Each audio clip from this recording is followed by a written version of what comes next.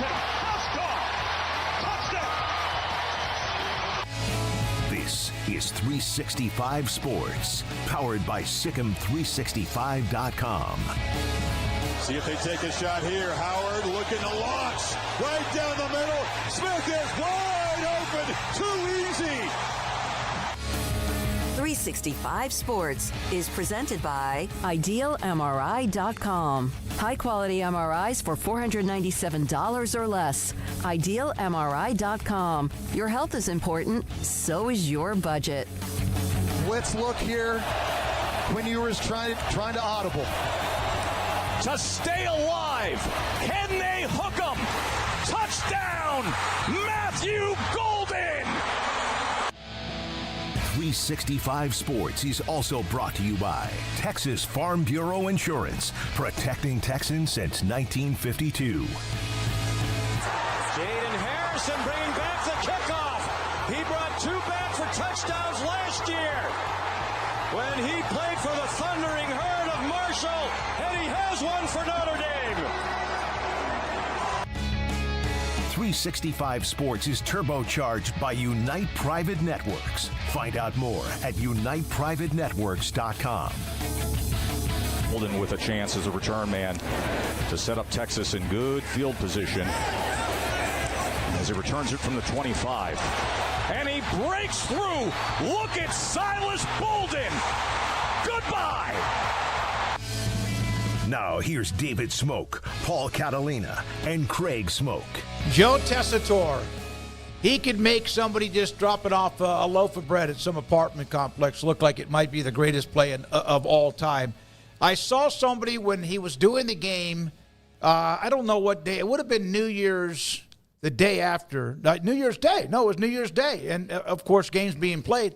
And somebody said on a Twitter feed, I cannot have Joe Tessitore this early in the day after New Year's Eve. This is too early for Joe Tessitore to be doing a game after I guess the guy, whoever it was, stayed up and partied most of the night. Good afternoon, 365 Sports. The semifinals, the eve of one of them, Penn State, Notre Dame, a couple of nuggets on that. And then, of course, Texas and Ohio State on Friday. Garrett, do we have the latest update? It looks like the weather is still a little bit, iffy, but it's not nearly as bad as what a lot of people thought. The problem might be is very late Thursday night and overnight that might lead to a few things on Friday, but not nearly what it appeared to be. And it never really ever seems that way. And so the weather for at least the Cotton Bowl does appear to be getting a little bit of a better news, or a little bit better, clearer picture. It won't be nearly as bad. I say that, you never know with the weather. So that game's on Friday. Here are a couple of notes about Penn State and Notre Dame. This young man is a heck of a player. Abdul Carter. He was in a lot of the votes that I had as far as up for a lot of the awards in college football. He's been practicing. It will be a game-time decision. He is a fantastic player. And probably, Paul, have you seen him or Craig seen him ranked inside the top 10 when it comes to the NFL draft? No, he's top like 3. Okay. Yeah, Right. Yes. So, yes, but he's well within the top 10. He has very little chance of dropping out of that. Great player. He's fantastic. This is a good defensive end class when you have him and Pierce. The dudes from Ohio State, who I don't think will be first-rounders, and Sawyer and Tuialamolo. But Abdul Carter playing in that game is really good news for Penn State because they need all the physical players they can get because it's going to be a battle. Yeah. Yeah, I mean, that's good news if he's available. He's one of the best players in the country, and we're here to watch the best players in the biggest games. So I think that that's just great news for, obviously, Notre Dame or for Penn State, but obviously just college football fans who want to see the best version of each of these teams, going toe-to-toe and then seeing who emerges from that. So certainly when you look at the Nittany Lions, they are at their best when he's available, and so, yeah, that's big news if he can play, and obviously huge news if he wasn't going to be able to play. So that's definitely a big storyline this week. All right, so there's that one. So that's a note for Penn State, Abdul Carter. And yet there's also a note on Jeremiah Love, the running back at Notre Dame. Even head coach Marcus Freeman, who won one of the National Coach of the Year awards earlier today, the Maxwell Award Coach of the Year. There's others, the Bear Bryant, and we'll have a note on that in a minute. But He goes, listen, nobody feels 100% right now, but J-Love will be good to go. That a note from Adam Rittenberg of ESPN. That's great news for Notre Dame and their run game. Yeah, he's fantastic. They have some really good running backs, and of course Riley Leonard's a huge part of that running game. But Jeremiah Love is the alpha dog when it comes to it. And again, when you're in the semifinals, all hands on deck is important. And both of them getting good injury news today. So I don't know which game I'm looking forward to more. Ohio State and Texas or Penn State and Notre Dame. I think it might be Penn State and Notre Dame because I just kind of want to see a bit of a slobber knocker. I think that's what it's going to be. Yeah, I'm looking more forward towards more to Ohio State and Texas. Just more familiarity, closer regional ties there with Texas. So have more people around me that are talking about that game and interested in that game, but I can see where you're coming from. It's going to be different probably stylistically. And so, yeah, if you're a fan of that Big Ten, it's cold outside, if you feel like you want to just see 3 yards in a cloud of dust and whatever, then, big physical linemen and all that, you're going to get that in Ohio State, Texas as well. But, yeah, I think Penn State, Notre Dame is more of like the old school maybe type of matchup stylistically. So, yeah, it ought to be great. And I just repeat what I said about Abdul Carter. I want to see the best players available. I don't want to see the third-string running back at this point, but I know with the longer seasons, that's going to probably be a part of the mix more often than we'd like. Here in this case, at least, it appears that two of the best players, now with the news on Love as well, are going to be good to go despite some concerns. So, yeah, I think that's great, and I hope everybody's as healthy as they can possibly be. So there's no excuses. There's no what-ifs. There's no anything but, hey, you lined up, you played. And I know, like in this world nowadays, it's there's always an excuse, as we've seen with the playoffs so far. They didn't want to be there, or they got the bad draw, or whatever the complaint was. But, yeah, I think these two teams are ready for a slobber knocker, and that's what we're going to get. One of the concerns that I had when they started adding games, even when they went from you either won the AP or the coaches poll, back then it was called a long time ago, the UPI. And then even when they went to just the two top teams ranked, that was fine. Then they went to 4 that added another game. Not everybody had a conference championship all the time. Remember, the Big 12 got away from it and then eventually got it back, and it hurt them in 14 when they didn't have one.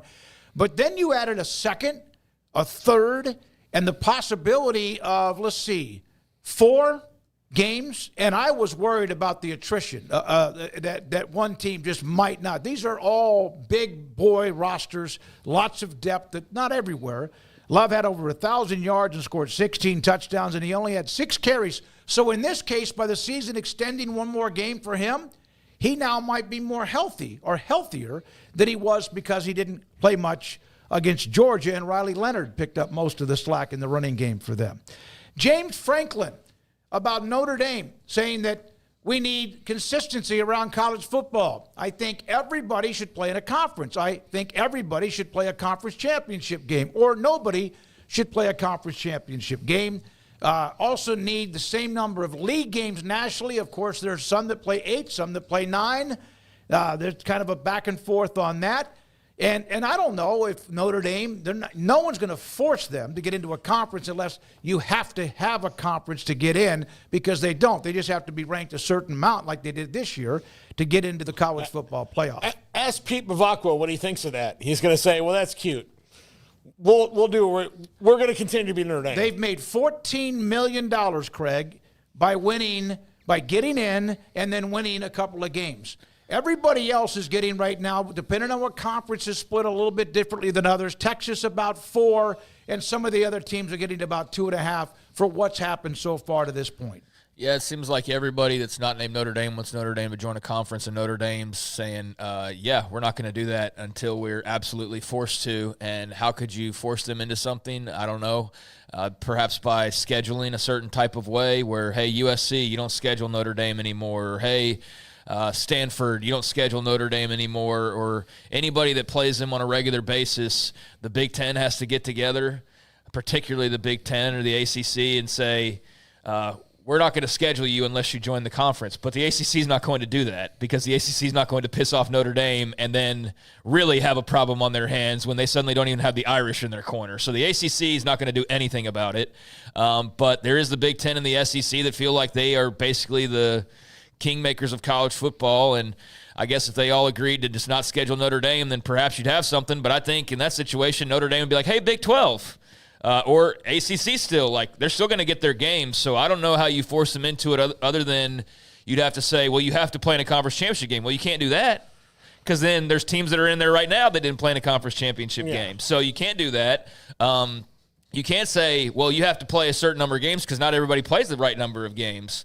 I'm totally on board with what James Franklin is saying as far as unanimity, but he also then goes on to praise the SEC for playing one less conference game because it's beneficial to them. Imagine that, playing one less conference game, but we hear like how hard it is. That's why we got to play Furman in week 13 is because our schedule's so difficult. That whole BS that, narrative that's been out there for years and has now just been adopted by a lot of talking heads that their 8 equals 9. Well, they're not going to be in a hurry to add a game, and they've already made it pretty clear they're not adding unless they get TV money. So there's like a lot of moving parts here where there's things that you'd like to see. Everybody playing the same number of conference games, everybody playing a conference championship game, everybody being in a conference if you're James Franklin with Notre Dame. But unfortunately, everybody's got their own different agendas. So to get all of that across the board, unanimous or uniformed, I think it's going to take some work. He also talked about wanting a conference commissioner and brought up, or not a conference commissioner, but like a college football commissioner. I don't like the term czar as much. I don't know. I don't like the label czar, but a college football commissioner. And he brought up Nick Saban as a possibility. So he's got a few ideas that he threw out there. I did like that he's talking about Notre Dame and everybody needs to be in a conference, and Marcus Freeman's like right there. And, there's no sweat off his back or anything. But, I do think that it should be 8 for everybody or it should be 9 for everybody. And I don't know what the solution, however, is to Notre Dame and trying to force them into a conference because that's been a conversation for a very long time. And obviously they're benefiting as much as anybody from not being in one. So they're in absolutely no rush whatsoever to be just some other program, which there'll always be Notre Dame. But if you're suddenly just an SEC team or an ACC team, you're still going to be Notre Dame. That's still going to matter more than being a lot of other programs. But it does take some of the mystique away. Like, part of the mystique is that you're out there on your own to some extent in football. So it's an ongoing conversation. I remember 2 years ago when all the realignment was happening, there was people just, Notre Dame's going to have no choice. Yeah. And here we are 2 years later, and it's still a conversation, but the needle hadn't really moved in either direction. So we have Sam Khan today at 3:25. He's normally with us Thursdays, but he's on today. And then Taylor McHargue of ESPN and CBS. Tim Brando a little bit after 4. Fozzie Whitaker, a dynamic player at Texas and now a part of ESPN. His thoughts at 5 today. And then Chris Karpman on that loaded up Arizona State returning starters and depth and more. He'll join us in Paul's top 5. This is a young man that we love. We almost are his podcast. Ashton, he may not have said that, but we do. Ashton Genty finished his career with 4,769 yards and 50 touchdowns, 6 receiving touchdowns. Just a phenomenal talent. He has turned pro. We've talked about this. We've kind of just followed him on his journey. Craig first noticed him when he was looking at opportunities for Earl Campbell's Tyler Rose Award weekly type of players. He will be very much in that discussion this year when they name that later on, earlier this year. And Ashton Genty. Craig, I'll let you start with him because you all of us are a fan of his. He's been on our show many, many times. Yeah, let's not overplay it. I mean, I started following the guy probably a lot sooner than a lot of other people because of the award, as you mentioned. But he's not like my buddy. Like I don't have his phone number. Well, I can just text him or anything. He told me he liked you, though. He did. He told me. But but thanks for making it sound like that's my guy. But I mean, he is in terms of actually rooting for somebody, which I don't necessarily do specifically as much anymore, just in following sports. But he is a guy that I do root for and want the best for. And I've had nothing but pleasant experiences, or know people who have had nothing but pleasant experiences in dealing with him and Boise State. And so they're definitely a group that I want to see do well, and he's done that, and he can do even more, possibly win the Earl Award here in a couple of weeks. Obviously, the draft's going to be major for him, looking like the top running back and maybe a top 10-ish type of pick, just depending on, I guess, what everybody ultimately needs when that rolls around. But no surprise because of what I just said. He's the top running back. He's a top 10 type of pick. He's a lottery pick if you want to use NBA terms. I think that's pretty much a slam dunk. And so, yeah, he's left it all on the field. Obviously was chasing Barry Sanders' record, and that just wasn't in the cards ultimately, but nothing to hang his head about. He put Boise State very much on the map of college football in 2024 and had a hell of a year. And, some people feel it probably should have been the Heisman Trophy winner as well. But, that obviously went a different direction. But he's got nothing to hang his head over. He's accomplished a lot, and I think he's still just got a lot in front of him when it comes to the pros. So good luck to him. Had 104 yards, 30 carries, but there was one highlight, Paul, in the game against Penn State when he dragged people for about 15 or 18 yards after the initial contact. He's been great. I love his loyalty to Boise State. He could have left, could have made a ton of money. Hopefully, he's going to make a lot of that money when he's drafted into the National Football League. First-round pick without question, or is that just you wanting the Cowboys to take him? Oh, no, he should be I say without question. I don't know, the NFL's gotten really stupid about running backs. Well, really, because Saquon Barkley and Derrick Henry both rejuvenated at older ages, just had massive years. So maybe they need to think about that. They need to rethink it. You have to be able to run the ball. You know how much better the Bills have looked since James Cook has been a bigger part of their offense? It's not even a question. And this whole thing about worry about that when they get to their second contract. You don't want to give them a second contract? Don't give them a second contract. Let them go somewhere else. But not drafting a running back high because you've decided the value is lower now is absolutely ridiculous. It is that was one of those analytics things that just got way too over its skis, man. Yeah, okay. Analytics, can be valuable, but also, do you have 100 years of history in the NFL of telling you running backs are important? And look, this is a great year for them. So I think Ashton Jeanty goes in the first round. Where that is, whether it's 12 to the Cowboys, whether it could be earlier, whether it's later, I think he goes in the first round because, okay, here's another first-round running back. You heard of Jahmyr Gibbs? Yeah. Guess what's happening right now with him? His 1,000 yards, great pass catcher. Scored 4 touchdowns the other night in a game they had to have to win the division.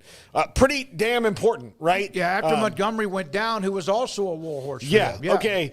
So you've got Jeanty in this draft. You've got Scattaboo in this draft. You've got Devin Neal, DJ Giddens, Dylan Sampson, Caleb Johnson, Katron Allen, Kyle Monunganai from Rutgers, who I think is going to be a sneaky good pick.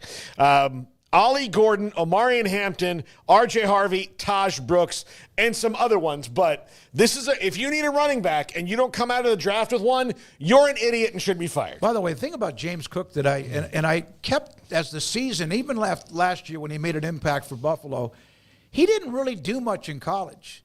He had 1,503 yards over 4 years at Georgia, caught a bunch of passes, 67, 6 touchdowns, but he didn't really do much at Georgia. Do you remember Brian Robinson doing a whole lot for Alabama? No, probably that's not, a great because point. those guys are so loaded with talent. They've got 3 and 4 running backs that have to divvy up the carries over the course of their career, so there's not necessarily just one guy that's like the 1,000-yard rusher with all of the touchdowns. Like, some of those guys can get lost in the shuffle in terms of their numbers, I think. And he was a second-round pick despite that, yeah. Because talent's talent. Mm-hmm. And if you're coming from Alabama or Georgia or Texas or whatever, people are still going to find you. They're still going to be aware of you. They're still going to remember when you were a highly rated prospect coming out of high school. They're still going to be aware of all those things. So, yeah, I think with some programs, you maybe just don't get as much of the shine because – just the way it's all set up in the room that you're in. But, I think with Ashton Jeanty, that's clearly not the case. He's been the face of Boise State for a couple years and a guy who, again, was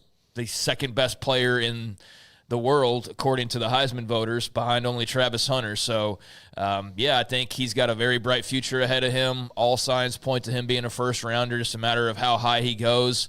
That's not a guarantee, obviously, because – last year there wasn't a first-round running back. 3 years ago there wasn't a first-round running back. But I think this year there will be, and it will be Ashton Jeanty. All right, a couple of notes. We do have Sam Kahn coming up in a few minutes. This is a really good player. Jaden Nixon, who was at Oklahoma State, ran a kickoff back against Baylor at McLean Stadium. I remember that. It's one of the highlights when you do Google his name. 919 yards, 12 touchdowns for Western Michigan. First team all-MAC running back. and he's headed to UCF. They've already announced that initially he is signed, and that is official as Jaden Nixon goes to UCF. Yeah, I mean, like I get, look, Jaden Nixon leaving Oklahoma State when you've got Ollie Gordon in the wings and all that stuff. Coming to UCF for Scott Frost, it's a big gift for them. He had 900 yards this year. He's got production on the field. He's been a good player for them. So he was good at Oklahoma State. He was good at Western Michigan. So best of luck to UCF and hoping it works out for him. One quick note before, Craig, you respond. Wet Blanket saying that they play Oklahoma State. UCF will play Oklahoma State despite the fact he was at Western Michigan. So that'll be somewhat interesting.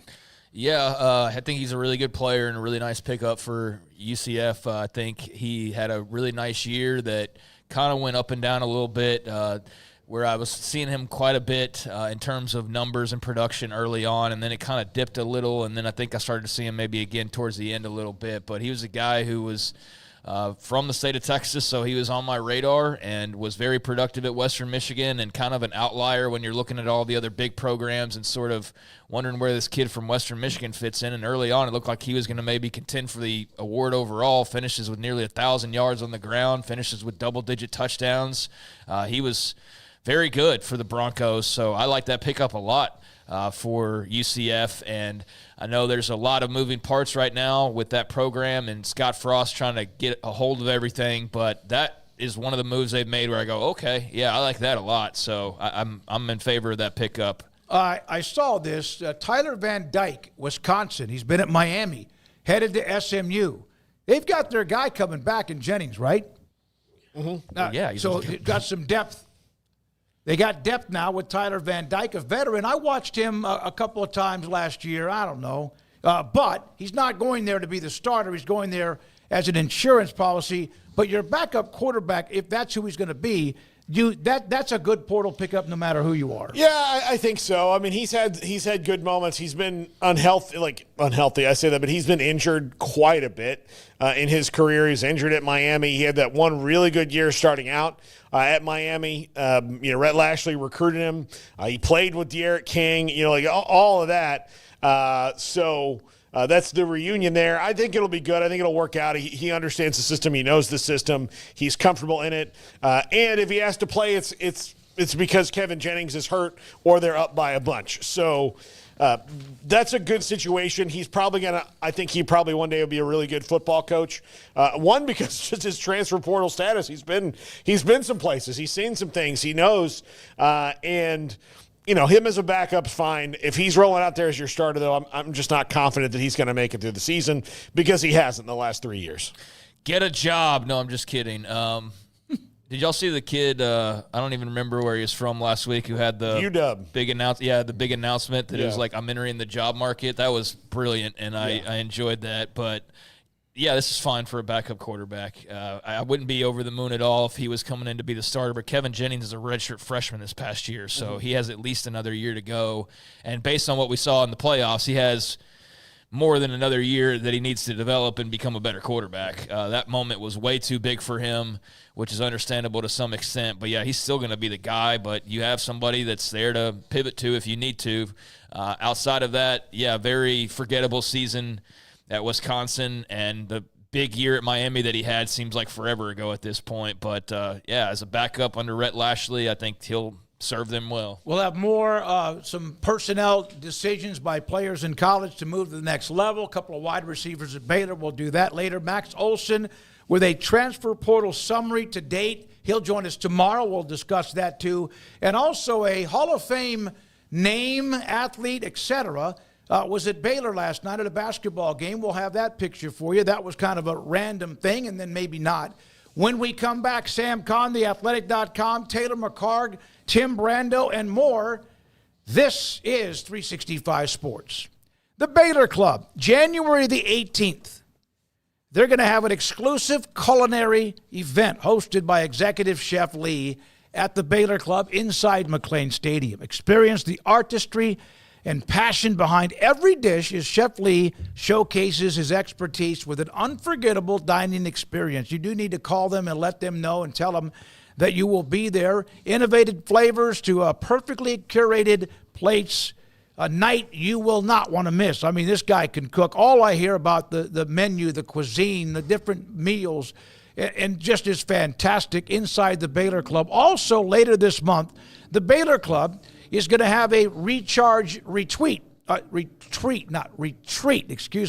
membership open house and wellness expo January 25th. That's kind of lunchtime, 11:30 until 2:30. Wellness services from local businesses, live music, healthy foods, exclusive membership offers. And speaking of which, if you tell them when you call or you drop by there that you are a viewer or a listener of Sikkim365.com and or this show on 365 Sports, you will also get a discount to when you join the club as far as your initiation and or a month or so of dues. Make sure you tell them 365 Sports, the Baylor Club, inside McLean Stadium in Waco.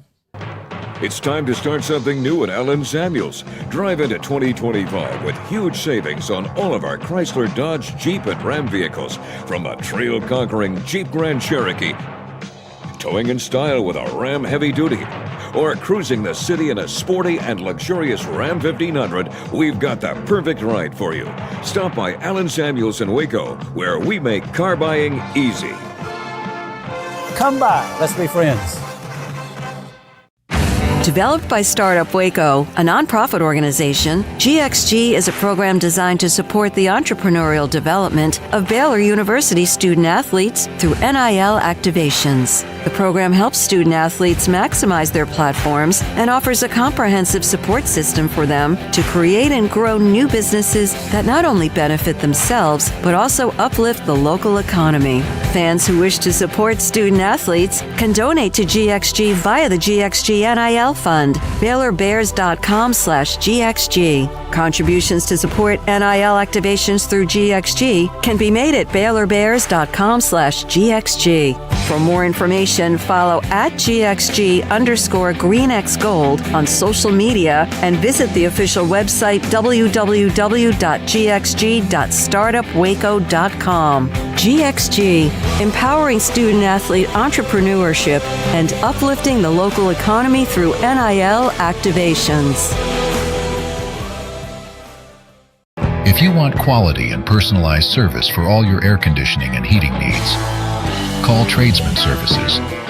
They're a family-owned and operated company that has served Texans for over 30 years.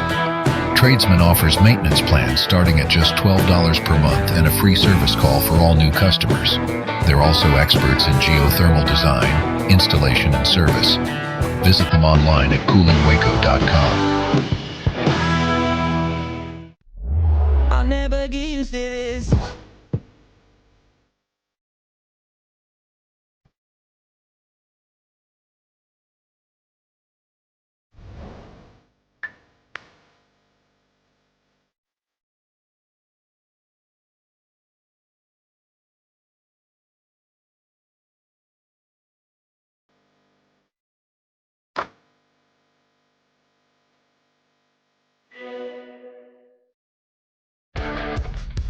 This is 365 Sports. The 3 o'clock hour is sponsored by Waco Custom Marketplace. Meats, sweets, Texas treats, and a cut above the rest. 425 Lake Air Drive, Waco. Sam Kahn, theathletic.com, normally with us on Thursdays. Today, because there's games tomorrow and also Friday. Glad to see you. Sam, thank you for being a part of the show. So which game, and I know the location obviously in your backyard in Arlington, no matter the weather, Ohio State, Texas, some two dogs, but which game is more intriguing to you? Is it possibly Penn State, Notre Dame or not? I think that game has the potential to be more competitive than Ohio State, Texas. I wonder if Texas is about to run into a buzzsaw with Ohio State, but the chess match in Ohio State from a coaching standpoint is going to be fascinating. You got some really good minds going at it. You got Steve Sarkeesian on the Texas offense, Chip Kelly on Ohio State's offense, Jim Knowles and Pete Kwiatkowski. So that makes it fascinating to me. But I just think based on the talent level and the trajectories of their seasons, I think Penn State, Notre Dame has a chance to be a little bit tighter and more down to the wire. Who do you think has the most pressure on them as a head coach? Ryan Day, James Franklin, Steve Sarkeesian, or Marcus Freeman? maybe Ryan Day. It's weird to say that, but think about where he was a month ago. And now think where they are now, where they look like the odds-on favorite to win this thing. If you fall short and you fall in the semifinals at this point, what have you really accomplished with all that was invested in that roster, in that team, and you all of a sudden look like the best team in the country? If you go out and lay an egg in Texas on Friday night, I think it's a really bad look. It's not to say that he'd be on the hot seat or anything like that, but we know what the discourse has been there since he's struggled to beat Michigan. And I think it's silly to think that he would lose his job, and I don't think he would, but that wouldn't help. It would drudge back up some of the old criticisms and some of the things that we heard a month ago when he was really under the gun. So I think he probably is more under the gun than any of them, because I think Sark's in a good spot. They're in the playoff 2 years in a row. Marcus Freeman getting them in year 3 where Notre Dame expected to be in year 3, and James Franklin, they're in the semifinals. I mean, the 12-team playoff has been a really big boon for them. I think they haven't necessarily beaten the juggernaut that you want a James Franklin team to beat to get here, but they're here, and there's really nothing you can contend with that at this point. Sam, you mentioned the buzzsaw that is Ohio State here as of late, but do you think people are maybe underestimating Texas a little bit? I mean, kind of what is your feel around them? Because there's only the Georgia losses. I mean, say what you will about how they played, but Quinn Ewers has also shown a bit of a flair for the dramatic. It's almost when he's at his best at times, and they're as talented as Ohio State, one of the only teams that can probably say that. So just what is your feel around the Longhorns? Because it does seem like Ohio State's getting a lot of this almost presumption that like they're so hot that they can't be touched right now. Yeah, I think that's one of the big reasons why the discourse has been that way, is because Ohio State looks now like we saw Texas look in the first half of the season. Like all gears are going and turning seamlessly. Texas is really, I don't want to say limp to the finish, but they certainly had their moments in the second half of the year. They had to fight it out against Vandy. They had a really subpar offensive performance against Arkansas. They had a chance to put Texas A&M away early, I think, in that mid-third quarter, throws a pick six, and then that becomes a ball game all of a sudden. Of course, they lost Georgia's SEC title. They've been nicked up with a few injuries here and there. Quinn with the ankle. Kelvin Banks was out of the lineup for a little bit. Cam Williams, of course, missed the last game. And then they have these lulls in games that just make you scratch your head. The Arizona State game, I would think most people would say it's a game they should have run away with, considering how they started, where they were. You're up 16 early in the fourth quarter. You should have put that game away if you're Texas. Credit to Arizona State for fighting and keeping themselves in it. Clemson was also a game where they didn't really put the foot on the throat. They let Clemson get back into that game. So I think that's why the discourse has been this way about Texas. Now, that said, yes, Texas does have a comparable talent level. I think if they play the way that they played in the first half that we saw them play against Michigan, or that we saw them play even against Florida in November, they play that way, they can win this football game. So how much do you think the legacy of Quinn Ewers changed, or maybe was boosted, because he's been good, but there have been times people, Arch and all that, but the 4th and 13 throw, how much do you think that now changes the legacy of Quinn Ewers? Obviously, they have one or maybe two more games for him to win. Yeah, I think it does. It does so long that it doesn't all fall apart here on Friday night. If he gets rocked the way that Georgia rocked him the first time they played in Austin, then I think you're going to hear some of that narrative creep back up. I will say that personally, I think Quinn gets a little bit more criticism than is deserved, because I think we compare him to what we think he should be and what he was projected to be. He was the number one recruit in the country. He was a 5-star prospect, had the perfect rating from 247 Sports or whatever it was. And we expected him to be an All-American and a Heisman finalist, Heisman Trophy winner, something of that sort, first-round draft pick shoo-in. He's got the tools to be that, but he really hasn't been that. But he's been very good. They're 27-8 when he starts. His numbers are good. He's helped them win and succeed in critical moments. We saw it against Clemson when he's making checks at the line of scrimmage and getting them in the right spots. Of course, the big one in the 4th and 13. He's able to make big plays when they happen. But he also has these moments where, like in the 4th quarter against Arizona State, you throw a moonshot that's hangs up in the air long enough for a defender to run under and pick it off, and it drives you nuts because you know his ability is better than that. So I think the Arch Manning thing adds into that because I think people compare him to what they think Arch will be. We don't know what Arch is yet. We've seen him play. We've seen a flash of his talent. We have an idea what we think he could be, but we don't really know how great he is yet. But I think we have a picture of what we think he will be, and we're comparing Quinn to that, which is impossible to live up to. So I think in some ways he's taken a little bit harsher criticism than he should. It's not to say he isn't warranted. He certainly has some stretches where he's inconsistent and he doesn't play to the level you think he should. And so I think that's fair. But I think he's a very good quarterback who has, by and large, accomplished what Texas wanted him to when he got there, which was, hey, get us back in the national championship potentially. Take him to the playoff twice in a row. Take him to two conference title games, a conference championship. He's done a pretty good job since he's been there. Sam, where is he playing next year? Texas, NFL, other college?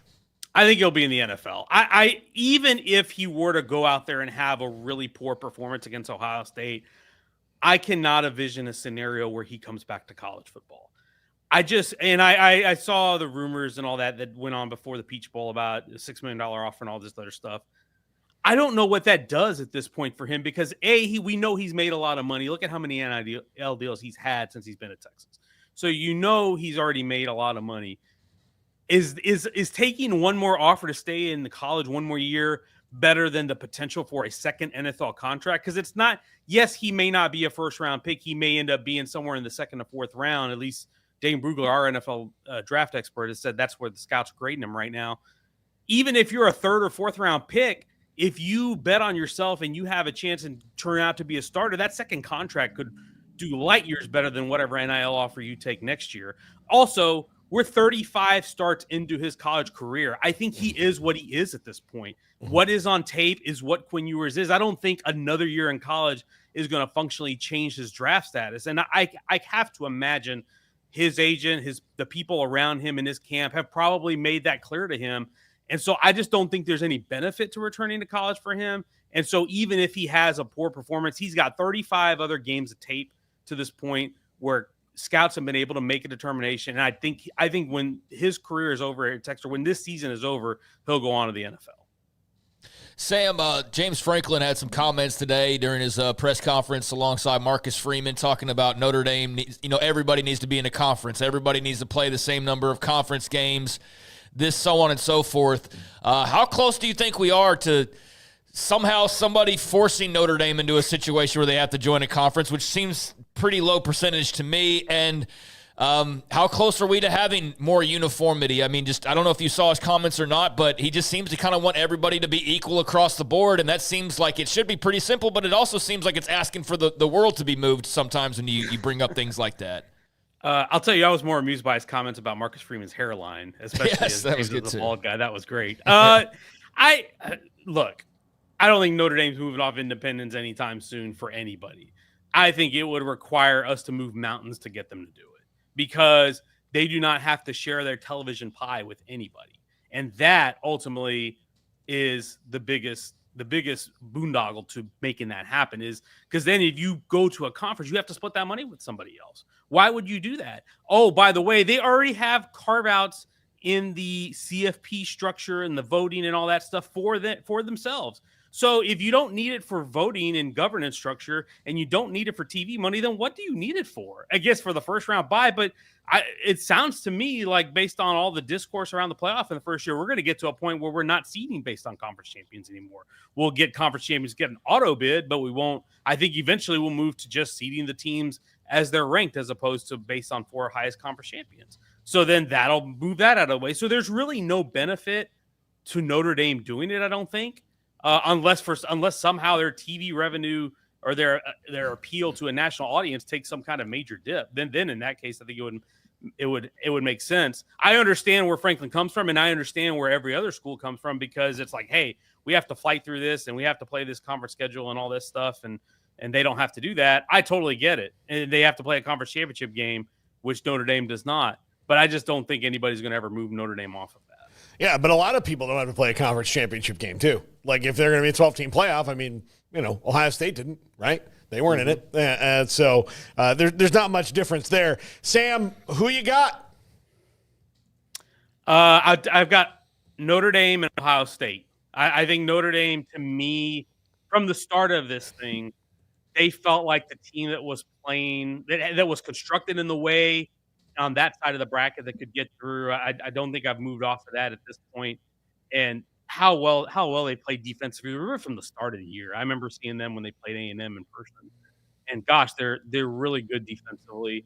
And I think that's going to really carry them through. And then Ohio State, like I said earlier, I think Texas and Ohio State are of similar talent level, but I think Ohio State at this point is just a little bit deeper in a few spots. And I think there's a few nagging things with Texas that just gives me pause. It's some of the mid-game lulls. It's Isaiah Bond not being 100%. It's how close is Cam Williams to 100%. And I look at how loaded that roster is. I was going back and watching through that Oregon game, and the waves of talent they got on that roster, my gosh. I think they're going to have their hands full. And I just don't think this offense in Texas has been explosive and consistent enough to do it for 4 quarters, to put it all together for quarters. Maybe they'll prove me wrong. Maybe they'll go out there and play like they did against Florida, or maybe they'll go out there and play like they did against Michigan.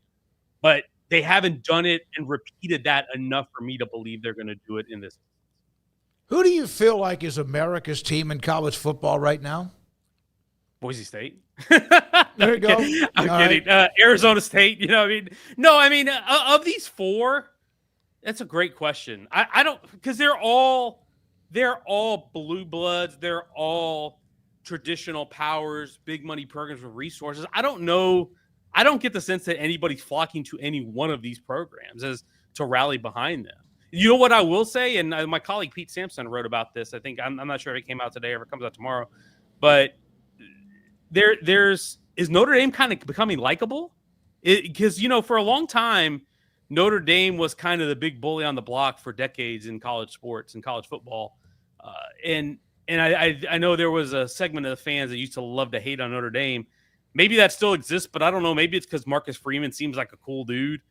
I feel like Notre Dame's kind of likable now, and so maybe they're it. I don't know, but I don't really see anybody drawing to one of these because they're all big dog favorite types. They're not plucky underdogs, which the country seems to like to fall in love with.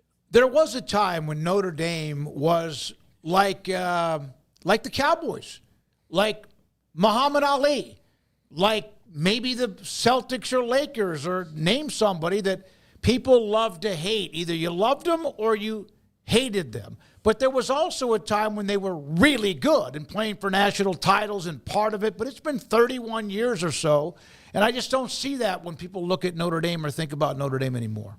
No, they haven't been relevant enough in the last decade plus. I mean, they've played in the playoff, and they played for a national championship against Alabama, 12 years ago. So they've been relevant, but they just haven't been a dominant force in that. And the teams that get the haters are the ones that are dominant forces. And that's the other thing is in this field of 4, I mean, certainly they all have their haters, they all have their rivals, but I don't know that there's one that every fan is also rooting against, so to speak, in this. I think it's really interesting. I think it's a fascinating result for the first year of the 12-team playoff. And I'm excited for the games because the games are going to be high quality, and that's the best part of it. All right, Sam, thank you very much. Appreciate your time. Sam Kahn, are you watching? Are you going to the game in Arlington? Oh, we lost him. Are you going to cover? No, I'm here. Weather permitting, we're gonna try and see what the roads look like the next 48 hours and try to time my arrival into DFW properly. But as long as I can get there, I will be at AT&T Stadium on Friday night. All right, man. Good luck. Drive safely as well. To everyone who goes to the game, take a cot and a bunch of blankets in case you're stranded. I don't think it's going to be that bad. I got to ask you a question. I know Taylor McHargue's around the corner than Tim Brando. I don't see this. I see this at Paxton, among others, that Texas has no chance type vibe.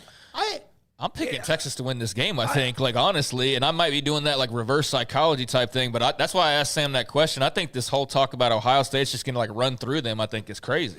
Well, look, Ohio State's hot right now. Right. But what does that mean? But what does that mean Friday? Yeah. But they were hot for 2 games. I mean, you're talking about a team that's been ranked in the top 3, 4, 5 all year long and that they're playing. They felt pretty damn good about themselves going into Michigan, and what happened? They lost. It's all about Friday. Yeah. It's not about what happened before. I think that people are trying to maybe create that and maybe rally around it. And that's fine, but I don't see any. I mean, I haven't made my picks yet.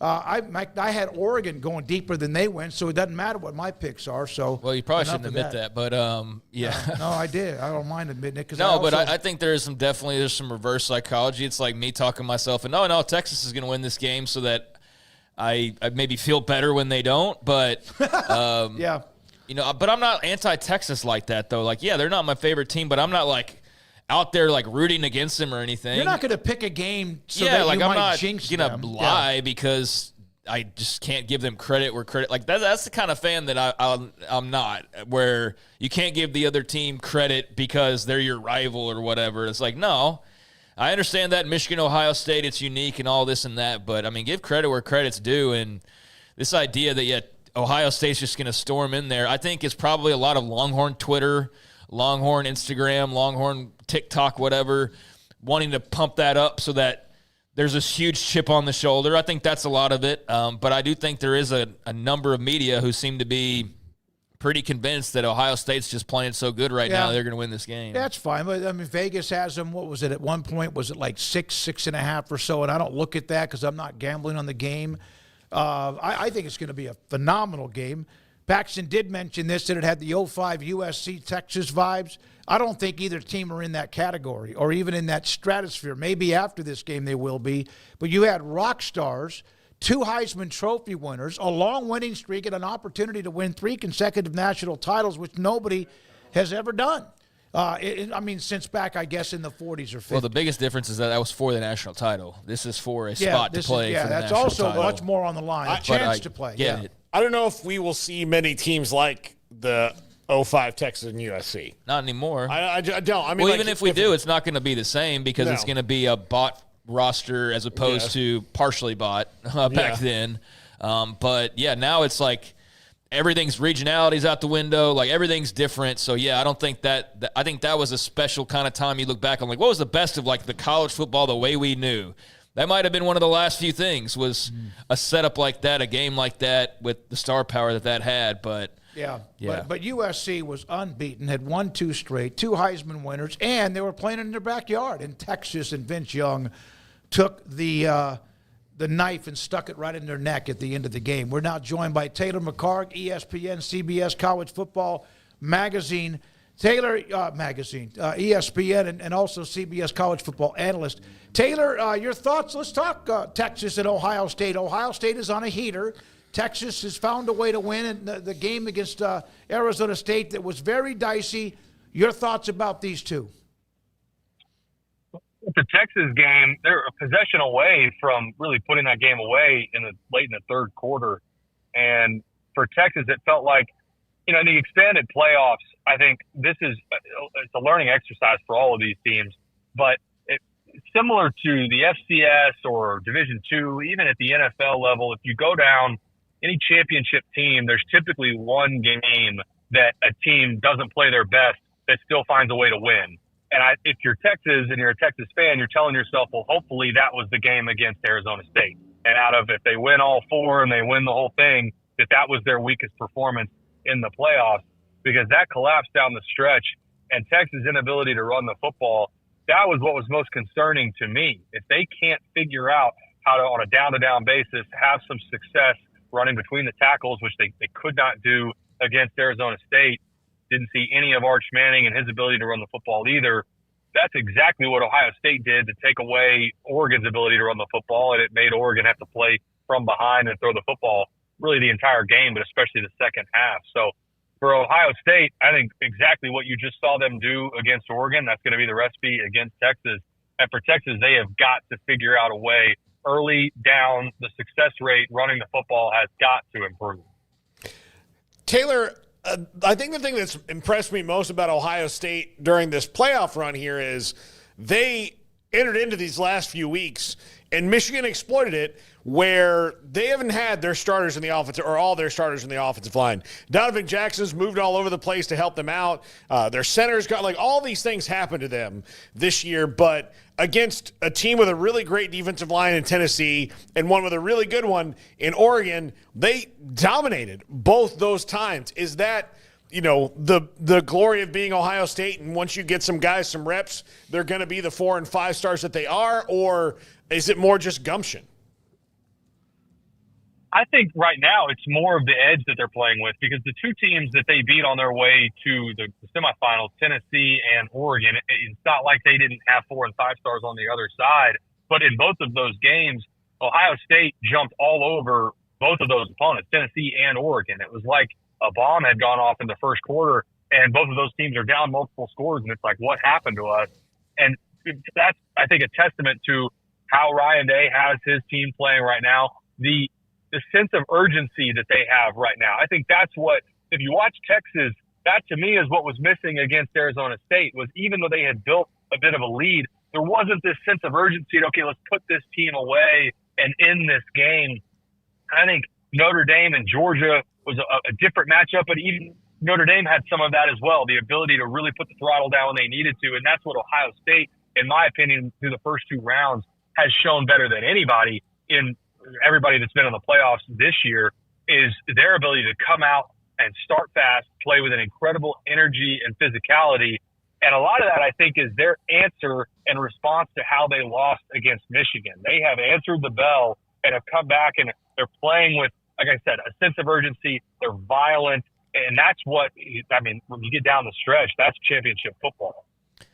Taylor, I know it's been a few days, but just kind of revisiting, since we're talking about Texas, that Arizona State showing. Sam Leavitt's announced he's coming back, which at first kind of made me scratch my head. Then I'm like, oh, yeah, I guess there's always the fear that somebody could swoop in and offer him, a bunch of money to transfer or whatever. But he's coming back. Basically everybody. Jordan Tyson's announced he's coming back. Just your thoughts on that showing by Arizona State. I know a large part of that was Cam Scatterbo, who will not be back, but just sort of the identity, the attitude, and just the showing by Kenny Dillingham's program this season and in that game in particular. Your thoughts on what you saw from the Sun Devils? Yeah, I think in this, and it's been this way for a long time, but especially in modern college football, there are so many examples of teams that move on from coaches, and we say, man, that was such a quick trigger. They moved on so quickly from that guy. But Kenny Dillingham is the reason why programs move on, because they're trying to get someone like a Kenny Dillingham. He gets it. He understands the portal. He understands NIL. And when you find that guy, that's where a program leans in. They pay the staff more. They pay the head guy more. And then the alumni lean in. And in this day and age with NIL, that's really, you need that almost as much as you need a competent coaching staff. Because if you can go out and raise money for your roster and retain guys, like you just said, it's not just getting guys in and acquiring talent. It's re-recruiting your own roster and keeping them. And so for Arizona State, I think they're one of the best examples in college football right now of the non-traditional powers, your non-blue bloods, so to speak, that are doing it the right way. They seem like what they're building, I would be surprised if it's a flash in the pan. Are they going to get back to the exact same level next year? No, maybe not. But do I think they're going to be right there in the hunt again to potentially win the Big 12? Maybe they're have a seat at the table to get an at-large bid as well. Yeah, absolutely. And I think that's because of the blueprint that Kenny Dillingham has laid out, and because, like you mentioned, they've got most of these pieces coming back because the boosters and NIL collective have leaned in and they're getting these guys paid. Taylor, why do you think that Howard is playing better? And he obviously is playing better. They're winning, but why? What has he done, or what do you see from him that makes it look like he actually is maybe up the ante a little bit? Well, offensive line play for Ohio State has been fantastic the first 2 games. He's had a clean pocket. He's been upright most of the time. And if you go back against Michigan, where I think he probably played his worst game of the season, in large part that was due to, I think he was uncomfortable the entire game. I think Michigan, whether they were bringing pressure or just rushing forward, it looked like he was antsy, missed some throws he should have made. And if you're Texas, That's one of the best fronts in the country. That has to be the challenge if you're the University of Texas, is they've got some incredible weapons on the outside, and you've got to know you're going to give up a couple 50-50 balls. You're going to give up a deep shot here or there, that you have got to be able to get after Will Howard and influence his throws and not sit back, just rush forward. Maybe you add that fifth defender, but allow them to get ahead of the sticks. And also, I think Will Howard's ability to run the football, I think that's going to be a huge factor in this game against Texas, because, again, that front for Texas, look at how much of the production for Scadaboo in the second half was on either plays out of the backfield. He threw for a touchdown as well. It wasn't just lining up and running downhill at Texas. Most teams that have done that this year, really all of the teams that have done that this year, didn't have much success. So I think Will Howard's ability to run the football, I think that's going to be incredibly important this week. Taylor, what is your personal over-under of Penn State and Notre Dame? Personal over-under, I will go 38.5. Yeah, that's not big. Not big, but Notre Dame, what are they? They're number 2 scoring defense in the country. Mm-hmm. I think if Drew Aller can deliver the ball downfield as accurately as he did against Boise State, and make no mistake about it, Notre Dame is a much more talented defense than Boise State. But the throws that Drew Aller made against Boise State were elite NFL-style throws. The back of the corner touchdown is tight end. That's as good as it gets. If he can do that consistently against Notre Dame, that's going to be the difference maker. But Notre Dame, we just talked about Ohio State playing with a sense of urgency. Notre Dame's defense is right there with Ohio State, where they are playing with an edge. They have total belief in what they're doing. And that, to me, I had them in my challenger bracket. I think Notre Dame is going to win it all. That's who I have, because what Michigan did against Ohio State, I think out of all the teams that are left and the teams that would play Ohio State, I think Notre Dame can emulate that. With what they have up front, their ability to get after the quarterback and make Will Howard uncomfortable if they ended up in a matchup in the national championship, I would favor Notre Dame. I know Ohio State is the sexy pick right now because of how they've looked in the first 2 rounds, but I think quietly, maybe more under the radar than Ohio State, I think Notre Dame's defense, that may be the best unit of these 4 teams that are remaining. Taylor McHargue, college football analyst, ESPN and CBS. There does appear as if they're going to let not only this first year run its course before they start making changes. It's one thing to talk about it, but it appears as if things will stay the way they are next year. All right, do you want to see a couple of years of this? I do, because I don't know what we're going to get next year. Your thoughts about the first round buys, home games in the second round. If you had if you waved the wand with one change, what would it be? I don't know that there's anything, what you just said about let's give it a little bit of time, I agree with, because if we could have changed everything after just the first game, there are a lot of people that would have redone the order and had some revisionist history and gotten Indiana out of there and had an Alabama or a South Carolina in. Well, then you fast forward to the end of the first couple rounds and through the end of the bowl season, and South Carolina loses to Illinois. Alabama loses to Michigan. And Indiana's loss to Notre Dame actually holds up pretty well. Tennessee against Ohio State was one of the biggest blowouts that we've had so far in the playoffs. I also think the top 4 seeds, the conference champions, all getting bounced in the quarterfinals, I think that's going to prove to be an outlier. I don't think that's going to be the norm. I think in the future you're going to have an SEC champion, and certainly if their quarterback is healthy, that makes it to a semifinal or a national championship. Same with the Big Ten. And same with the ACC. I think this is one of the worst years that the ACC has had in a long time when you look at their representative for the college football playoff in Clemson, but then also how they looked in the bowl schedule. I don't think we're going to look back at this year and say, yeah, how we have it structured with the 4-team, where the 4 conference champions with the buys, that we need to overhaul that.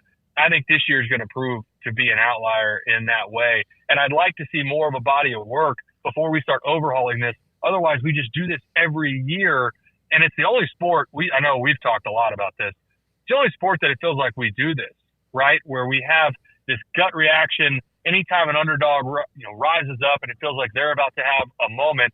We want to swat them back down and insert one of the blue bloods. And I think there's a lot of college football fans that are tired of that. Taylor, thank you very much. Anything else, Paul? Craig, Taylor, McHargue, ESPN, CBS college football analyst, former Rice quarterback, has been with us throughout the year on Wednesdays. We appreciate his time. One note, we will go into the portal story by Max Olson from ESPN. 9 takeaways from college football's December portal window. That's going to be a fun segment we'll have a little bit later on in the 4 o'clock hour. Tim Brando is coming up next. But by the way, and he's going to have to do by phone. That text just popped up on my phone. Okay. Garrett, do you have the picture of a really incredible athlete? I wish we had skipped this. I wish we'd have skipped it. You know who my favorite athlete of all time is? Is he really? Yes. Well, he is for a lot of people. I was on the forums reading about the men's basketball game. Then all of a sudden, Ty McNeely put up this picture. There were a few others that weren't quite, I think, as clear, and they were trying to, is that Bo Jackson? Of course, that's Chip Gaines right next to him. Jeremy Fudge confirmed that was Bo in a different picture, but he was at the Foster Pavilion last night, the great Bo Jackson, watching Baylor and also Cincinnati. I mean, it's just every time something cool happens there, I'm not there. Well, you know what, Paul? You haven't been to a lot of Baylor stuff lately. You've kind of just ignored them. Well, you know what? Well, I mean, they look. What have they done for me? Won and a national title. They don't tell me these things when they're happening. Oh my God! I mean, they don't. You don't tell everybody Bo Jackson's going to be there. You can tell me. No, you can tell me. I'll keep a secret. I didn't know. I mean, oh my God! I mean, look, hey, they recently had a fundraiser with Nate Bargatze, and there's one stand-up comic in all of freaking Waco. Did you invite him? No, there was a couple of them there. Yeah, yeah, and then okay. We were out doing a stupid high school playoff game for friggin' Crawford when Bill Murray was there, so I missed that too. So a stupid high school football game. That was, boy, you are stepping in it. I don't give a crap. Yeah, I know. Bo Jackson was there. A lot of people got to see him. And that's the picture of him. Yeah. I did not know I was going to awaken an Amanda-type personality after a KU loss. Yeah, I mean, that's how I feel. Yeah. All right, so there we are. Garrett, let's show it again. Bo Jackson was at the Foster Pavilion. Chip Gaines next to him. Thanks to Ty McNeely for sending me that picture earlier today. When we come back, Tim Brando will join us, Fox Sports. His thoughts about here we are on the eve of the semifinals. Thank you, those of you who are watching or listening to us. YouTube 365 Sports, Sikkim 365 app. You can do both on that. And then also, if you're, of course, listening to us or watching us on 365 Sports YT on Twitter. This is 365 Sports. TexasBeefHouse.com. They have an auction, and in fact, it is about to start. Let me tell you a little bit about it. You can go to TexasBeefHouse.com for all of the information. The auction is coming up. It's tomorrow. Let's see. I thought it was already up. It's tomorrow. TexasBeefHouse.com or go to bidonbeef.com and have more information. Texas Beef House is a family-owned, farm-raised Angus cattle and Wagyu beef, whether it's steak or even brisket, tri-tip, whatever it might be, founded back in 2017. And my God, have they come a long, long way. You go to their homepage, TexasBeefHouse.com or bidonbeef, and you see the pictures of what they have available for you to buy, if in fact that's what you want to do. At your specific cost, whatever your budget is, the TexasBeefHouse.com going on right now. Go to TexasBeefHouse.com, the Duvall family, just outside of Tyler and White House, kind of like in between those two, and find the best when it comes to Angus cattle and Wagyu beef at TexasBeefHouse.com. Baylor Scott & White Southwest Sports Medicine and Orthopedics, the team physicians for Baylor Athletics, diagnosing and treating all sports-related injuries, including concussions. These specialists also provide orthopedic services for athletes and non-athletes alike, whether it's knee or shoulder pain, a wrist injury, orthopedic spine care, and even an arthritis and total joint clinic. Trust the doctors Baylor Athletics trust. Baylor Scott & White Southwest Sports Medicine and Orthopedics wants to get you back in the game. Ready to take your business to the next level? Carrion Solutions has got you covered. We deliver world-class IT consulting, including Quest On Demand and Migration Manager, M365 and Exchange migrations, Active Directory assessments, security hardening, and Windows Server upgrades. Our experts specialize in consulting, monitoring, support, and managed IT services. We promise vision, professionalism, and unbeatable value. Satisfaction guaranteed. If you're not happy, we make it right. Remember the name Carrion Solutions. For more info, email sales@carrionsolutions.com or visit carrionsolutions.com. That's CARRION Solutions.com. Carrion Solutions IT success guaranteed.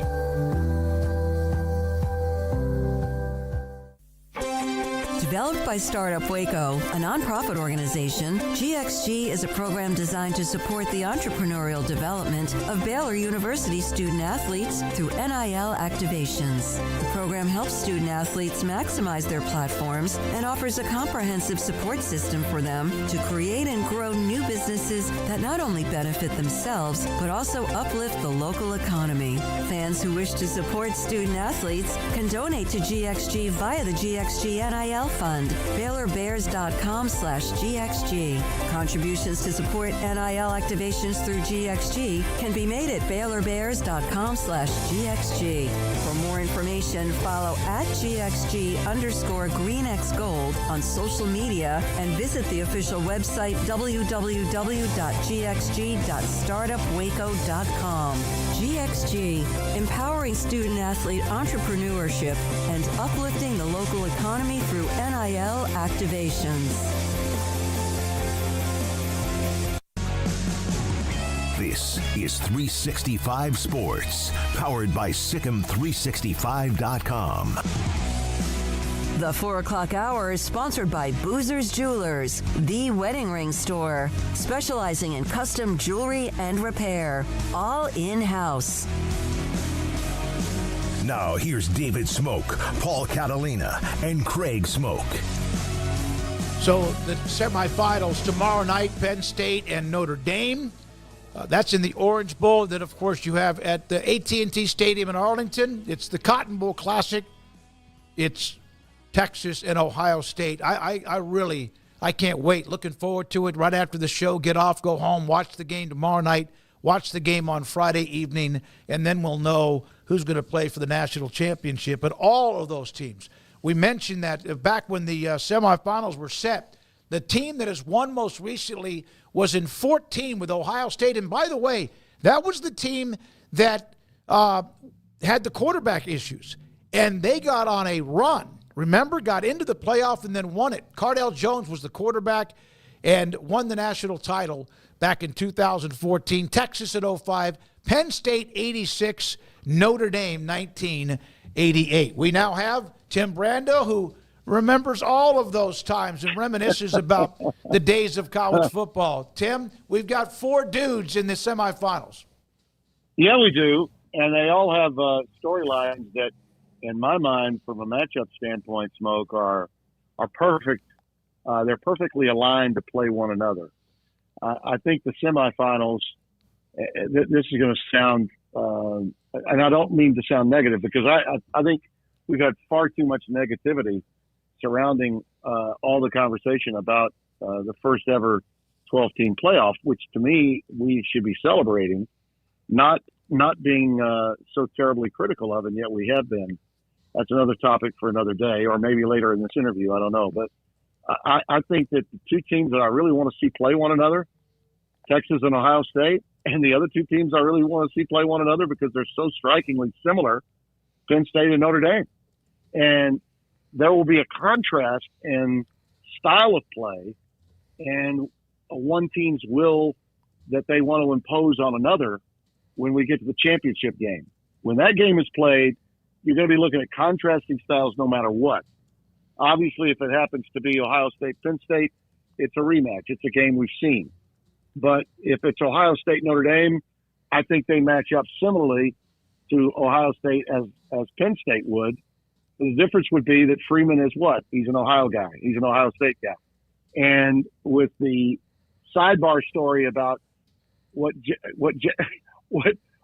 Ryan Day might do and what Marvin Freeman could potentially do if Ryan Day did what some think he might do, you'd be talking about all kinds of soap opera stories that could be going on around that, if that matchup were to happen. But first things first, this team that is playing Ohio State this weekend in Dallas, in my opinion, is the team that has the best chance of beating this version of Ohio State. Buckeyes are not at all the team that we saw against Michigan. I think we can all agree with that. That is now a distant memory, except for the people in Michigan and the people in Ohio. Those of us that love college football know that Ohio State's got the best roster that the NIL era can provide. And the team with the next best roster that the NIL era can provide is in Austin, Texas. And they're the one team that's got the firepower offensively to go toe-to-toe with Ohio State when they're right from an offensive standpoint, which they've certainly been in their last two outings. So, like you, I'm excited about it. I leave tomorrow for Maryland. I've got Maryland and UCLA on Friday night. And then on Saturday in the afternoon, I've got UConn at Georgetown. Two really good games to do. And the greatest part about it is that I'll be able to see both of the college football games as well as do my basketball games, because one game is obviously Friday, but we'll be done in time for me to see the second half of that one. And, tomorrow night I'm free. I'm flying in Thursday for my Friday game. And then, of course, after I do my game Friday night, I'll be in great shape to see my Saturday night game. I'll be able to see that easily because my game is at 2:00 on Saturday afternoon at Georgetown with UConn. So, like you, I can't wait to watch it. I'm really looking forward to both matchups, and I'm really just glad that Fox scheduled me on basketball games that won't conflict.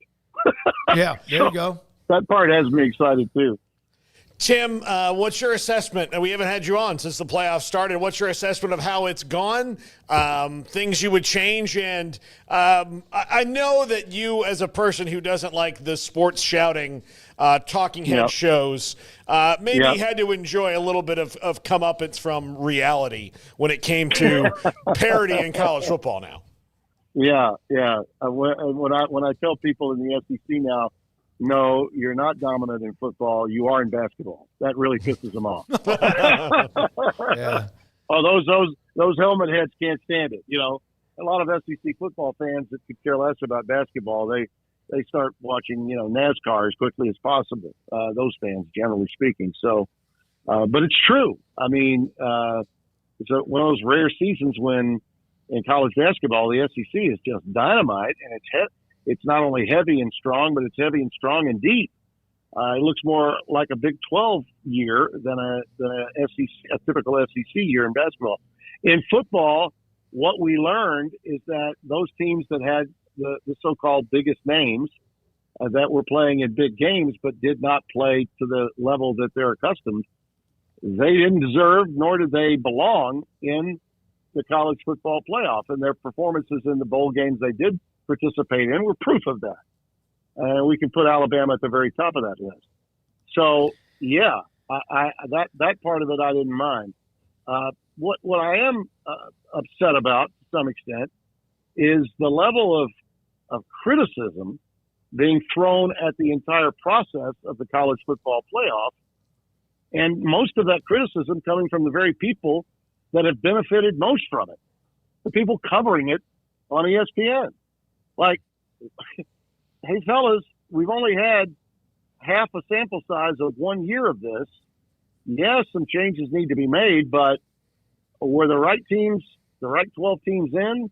And despite how those first-round games went and they were lopsided, what would you have done any differently other than maybe change the matchups because of poor seeding, which we knew poor seeding was going to be in there? The only real critique that matters is the fact that we don't need to guarantee open dates for teams that win their conference championships. No, we guarantee that you're in if you win your conference championship. We don't guarantee a seeding. They get it right in basketball that way. They should get it right in football, and I think that'll be quickly remedied. I think that'll be taken care of quickly without question. But this notion that we got bad games and these are teams that just didn't necessarily belong. That's been proven to be a joke. That's not true. SMU had a bad game.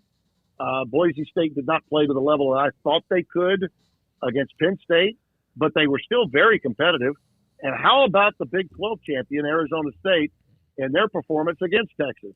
They took it to them. They absolutely won in a very large way the second half of that game. And I'm sure that's cause for some concern in Austin about the game with Ohio State. But I don't think they need to worry. I think their matchup with the Buckeyes is still going to be good. What they failed to understand is that Levis and also Scatterbo are big-time players. And they know how to go out and take games away from you if you're not playing at the highest level.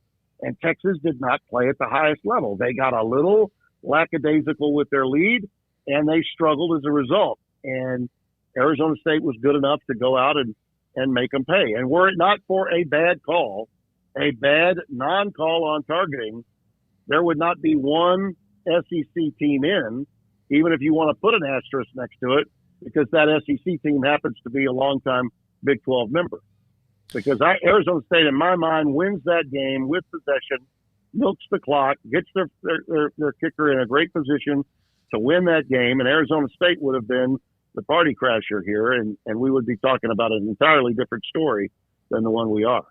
Tim, what is your feeling around uniform officials across college football? I know there's some things that prevent that from just being a seamless transition, regionality and all that, but it shouldn't be. It right. shouldn't be. It should be very easy. I agree. I mean, that's as easy to fix as it is the seating situation. Okay, Steve Shaw is now in charge of the way the playoff crews are put together. Steve Shaw was a longtime great SEC official. He was the supervisor of SEC officials, and now he's got a similar post with the NCAA, which handles the bowl games, the postseason. Well, this would fall right into his wheelhouse if he were in charge of what? College football playoff officiating and college football Division I officiating. With the NCAA, he has no power in the regular season. The supervisors of the conferences do. I'm not saying we need to eliminate the supervisors at the conference level, but we need to eliminate the fact that officials only work in certain conferences during the regular year. No way should that be going on. They should be a part of a national, unified, uniform officiating cauldron, and they should be assigned for games in every major conference in America that participates in the college football playoff. That's how it should be done. And Steve Shaw could be in charge of that. Why not? And by the way, I've been saying this about basketball too for many, many years, because in basketball, we have a similar situation where officials, and what you notice a lot of times in a regular season basketball game is even though you know that the officials know where the ball went out of bounds, who it went off of, they still go to the monitor. You know why they go to the monitor? Because they know that they won't get their NCAA assignments if they don't go to the monitor. So it still governs. It's still, they're still thinking about it. It's in their mind. I don't want to piss off the head of officiating when it comes to the NCAA tournament because I want to work that. And that's even with the fact that they don't get paid as much for the NCAA tournament games that they work than they do for the regular season games. But it's about their position in the profession. Everybody wants to work Final Fours or Elite Eights or Sweet 16s. And if you don't get that chance, then it affects you. I think the same would be true in college football if it all fell under one umbrella and was handled in a uniform manner.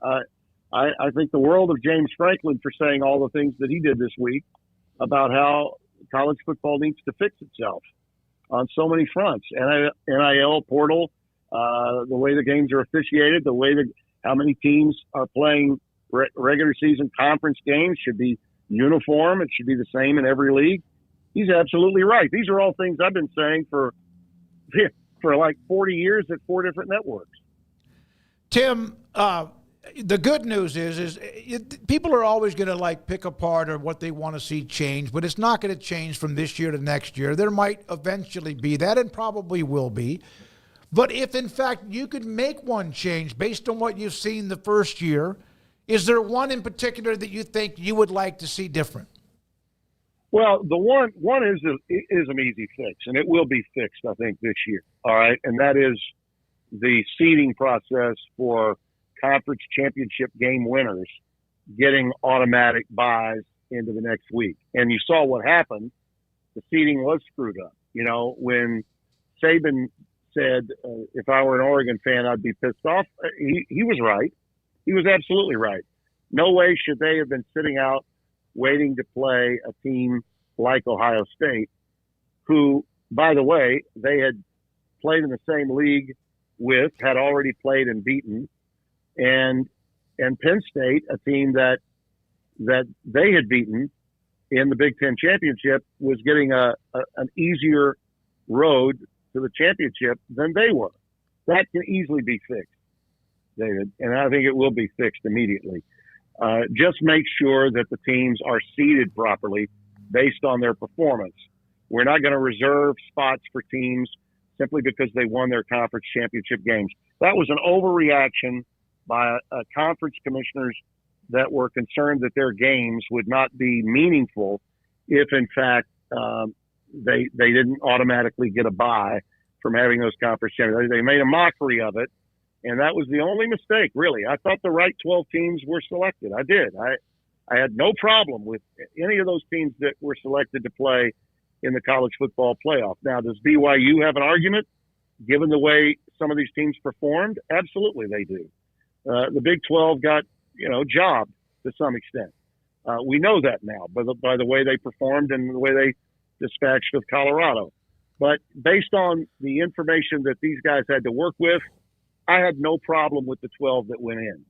And, of course, the screaming and the ranting and raving and gnashing of teeth, and South Carolina, Ole Miss, and Alabama was there, and two of those three dropped their games in the postseason, and one of them, Alabama, looked pathetic in doing so against a Michigan team that was as outmanned against Alabama as they were against Ohio State, and yet managed to win the game. So that can be fixed, I think, pretty quickly. The other stuff, I think by 26, can and will be fixed because they're going to have a new television contract at that time. I will make note of this, that the ink on the contract that supposedly ESPN has to continue this and have total control of in 26 has still yet to be signed. That's not been signed as yet. Tim Brando, Fox Sports with us, and man, there's a lot to talk about. And I want to look at, when I mentioned the start of the segment with you, Tim, and as usual, thank you for your time. If you could take one of these four teams and replace them with another to make the four teams better, there's only maybe one or two or three other programs or traditions and histories that could maybe play in that game? Yeah, probably. Yeah, you're more than likely accurate with that statement. Mm-hmm. But I do think that the totality of the process that got us to where we are, David, has been very, very good. What would be the thing that I would most want to change, to go back to your – I'm not dodging your question. No, I get it. But I want to go back. I want to go back to what Paul brought up, and that is this. We're still not seeing enough national significance being given to this tournament, in my view. Why is that? Because you're going up against the behemoth of the NFL. Yeah. Okay, this isn't like the NCAA tournament with the NBA. Okay, when the NCAA tournament's underway, it dominates basketball news. It does. Because the NBA is the NBA. It's not the NFL. Okay, they're just trying to get viewership for any game in that league. In the NFL, you're talking about the grand poobah of all sporting leagues, and every network is involved. In college football, because we have a monopoly with only ESPN in charge of the decision-making, even though, by the way, they didn't have enough platforms, even with their family of networks, to put all the games on their networks, they wound up subleasing it to save some money for the incredible amount of money that they doled out. They gave it up and put it on TNT because of what? They didn't want to have bad ratings against NFL games on other networks. That's why it went to TNT. All right, but they would be far better off with this format especially with 16 teams, if they started the regular season earlier. I did a game between New Mexico and Montana State on August the 24th. That was week 0, fellas. Now, they did move up the season 1 week because of the 12-team format. That wasn't enough. They needed to move it up at least 2 weeks. And if you moved it up, not just 2 weeks, but maybe even, let's say, 3 weeks. Let's say we were starting the season on August the 15th or August the 12th. Do you think America would be like, this is absurd. This is terrible. No, we wouldn't have a problem with it at all. Think of the dog days of summer you guys had when we're waiting for football season to start. Okay, if we started 10 days to at least 7 to 10 days before we started this past year with week 0, instead of having week 0 on August the 24th, let's have week 1 on August the 17th. And if week 0 is August the 11th, so be it. But let's get the season done so that we can have the Rose Bowl or the Cotton Bowl or the Orange Bowl, whoever's hosting the national championship game, have that championship game on New Year's Day. We should reclaim New Year's Day. Oh, by the way, it would help college athletics out academically if presumably we're still talking about kids that are advancing towards getting a degree of any kind. They can be in school. They can take their tests when they need to take them. If they're online or offline, they can still take them. And it clears them of having to dodge these start times for games that were so screwed up over that we're actually having to play 2 of the most important games in college football. One of them's got to be played on a Friday night. Friday night is not a heavy viewing night for television. Those games need to be played at or around a time when they're not having to worry about NFL games being up against them. It can easily be done. But if they had thought more about this when they did this new deal, they would have actually opened it up for bidding so that Fox, so that CBS or NBC or all of the above could have been involved in the process. Now, do you think more people around the country would be talking about the college football playoff if more than just ESPN had the rights to broadcast those games? Yeah, I mean, absolutely. You have it. Just the more, the better. The more opportunities for and no matter what, even if it's not true, just the thought that a network can control a lot, other than who's going to win or lose, and even that's debatable, is just not a good thing to have. It's not. It's not. We need to remove the veil of impropriety, and there was no better example of that than the non-targeting call at the end of the Texas-Arizona State game. Okay?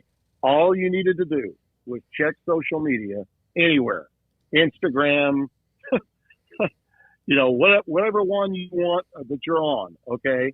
The moment that play occurred, okay, the fix is in. And trust me, I didn't mind stimulating it at all, because we have to remove the veil of impropriety. When something like this happens, you know what America's going to do. They're automatically going to think, and it wasn't necessarily an SEC thing versus a Big 12 thing. It was a Texas versus Arizona State thing. Most people are thinking, they got to have a big brand. You want to protect that big brand. You got Ohio State, Notre Dame, Penn State, brands. Arizona State doesn't fit quite like Texas. When that kind of play happens, and a good portion of America that's the sporting public is suggesting that this could be a problem, then you've got a problem. The credibility of the sport is at stake. You need to do everything in your power. I don't think it's true. I don't think that the flag wasn't thrown because I just think they were negligent. I just think they missed the call. But you put yourself in peril when you have moments like that occur, when you have only one primary carrier for your sport. And the thought process around America is, unless you get the big schools, you're not going to get a television audience. You don't have that problem in the NFL. You don't have that problem as much in the NBA, although a little. You certainly hear about it more in baseball than you do the other two sports professionally. But we need to rid ourselves of that problem. And you can do that by simply having more entities of media involved. And, look, I say this with the understanding that people are going to say, Brando, you're just a pro-Fox guy. And no, I'm not. I'm simply saying for the benefit. It's already been proven that they had to go to TNT and put 2 of their first-round games on because they didn't have room or they didn't want to put their games up against NFL games. Well, then, you could have possibly, if you opened the door to more people being involved and you wanted more conversation about your product, it probably would behoove you to have more than one media company involved in your postseason. I just think that's a legitimate point, whether it's the company I work for or the other companies that I used to work for. It doesn't matter. I just think when we're watching an NFL game on Sunday, whether you're watching Fox or you're watching CBS, you hear Nance and you hear Burkhart saying, hey, don't forget tonight on NBC, Mike Tirico and Chris Collinsworth will have the Sunday night game. Now, that's what I call cooperation. That's what I call your media partners all getting in line and supporting the totality of the product. College football would be served well to follow that rule of thought. Tim, the other thing I'm curious about, especially from your perspective as a person who's done this a very long time, there's this thought about the broadcast, the entities. They do. I mean, look, I'm sure that Fox was thrilled they got the Yankees and Dodgers in the World Series this year, right? I mean, that's two major markets. But they haven't also stopped carrying the World Series because the Rangers and Diamondbacks were in it either. That's right. Some years you hit the slot machine all across. Some years you don't, but I mean, that applies to everything. Some years the Super Bowl has gigantic ratings. Some years it has just kind of gigantic ratings, right? There's lesser. Right. So why doesn't anybody dispel that myth of, oh, well, if it's not Ohio State and Notre Dame, if it's SMU and Utah, we're not going to watch. Like, no, people are going to watch, just maybe not as many. Well, it doesn't help when the preeminent voice of college football at your network is saying, I don't care about wins. That's what Herb Street said. Mm-hmm. I don't want to hear about wins. Really? You don't want to hear about wins?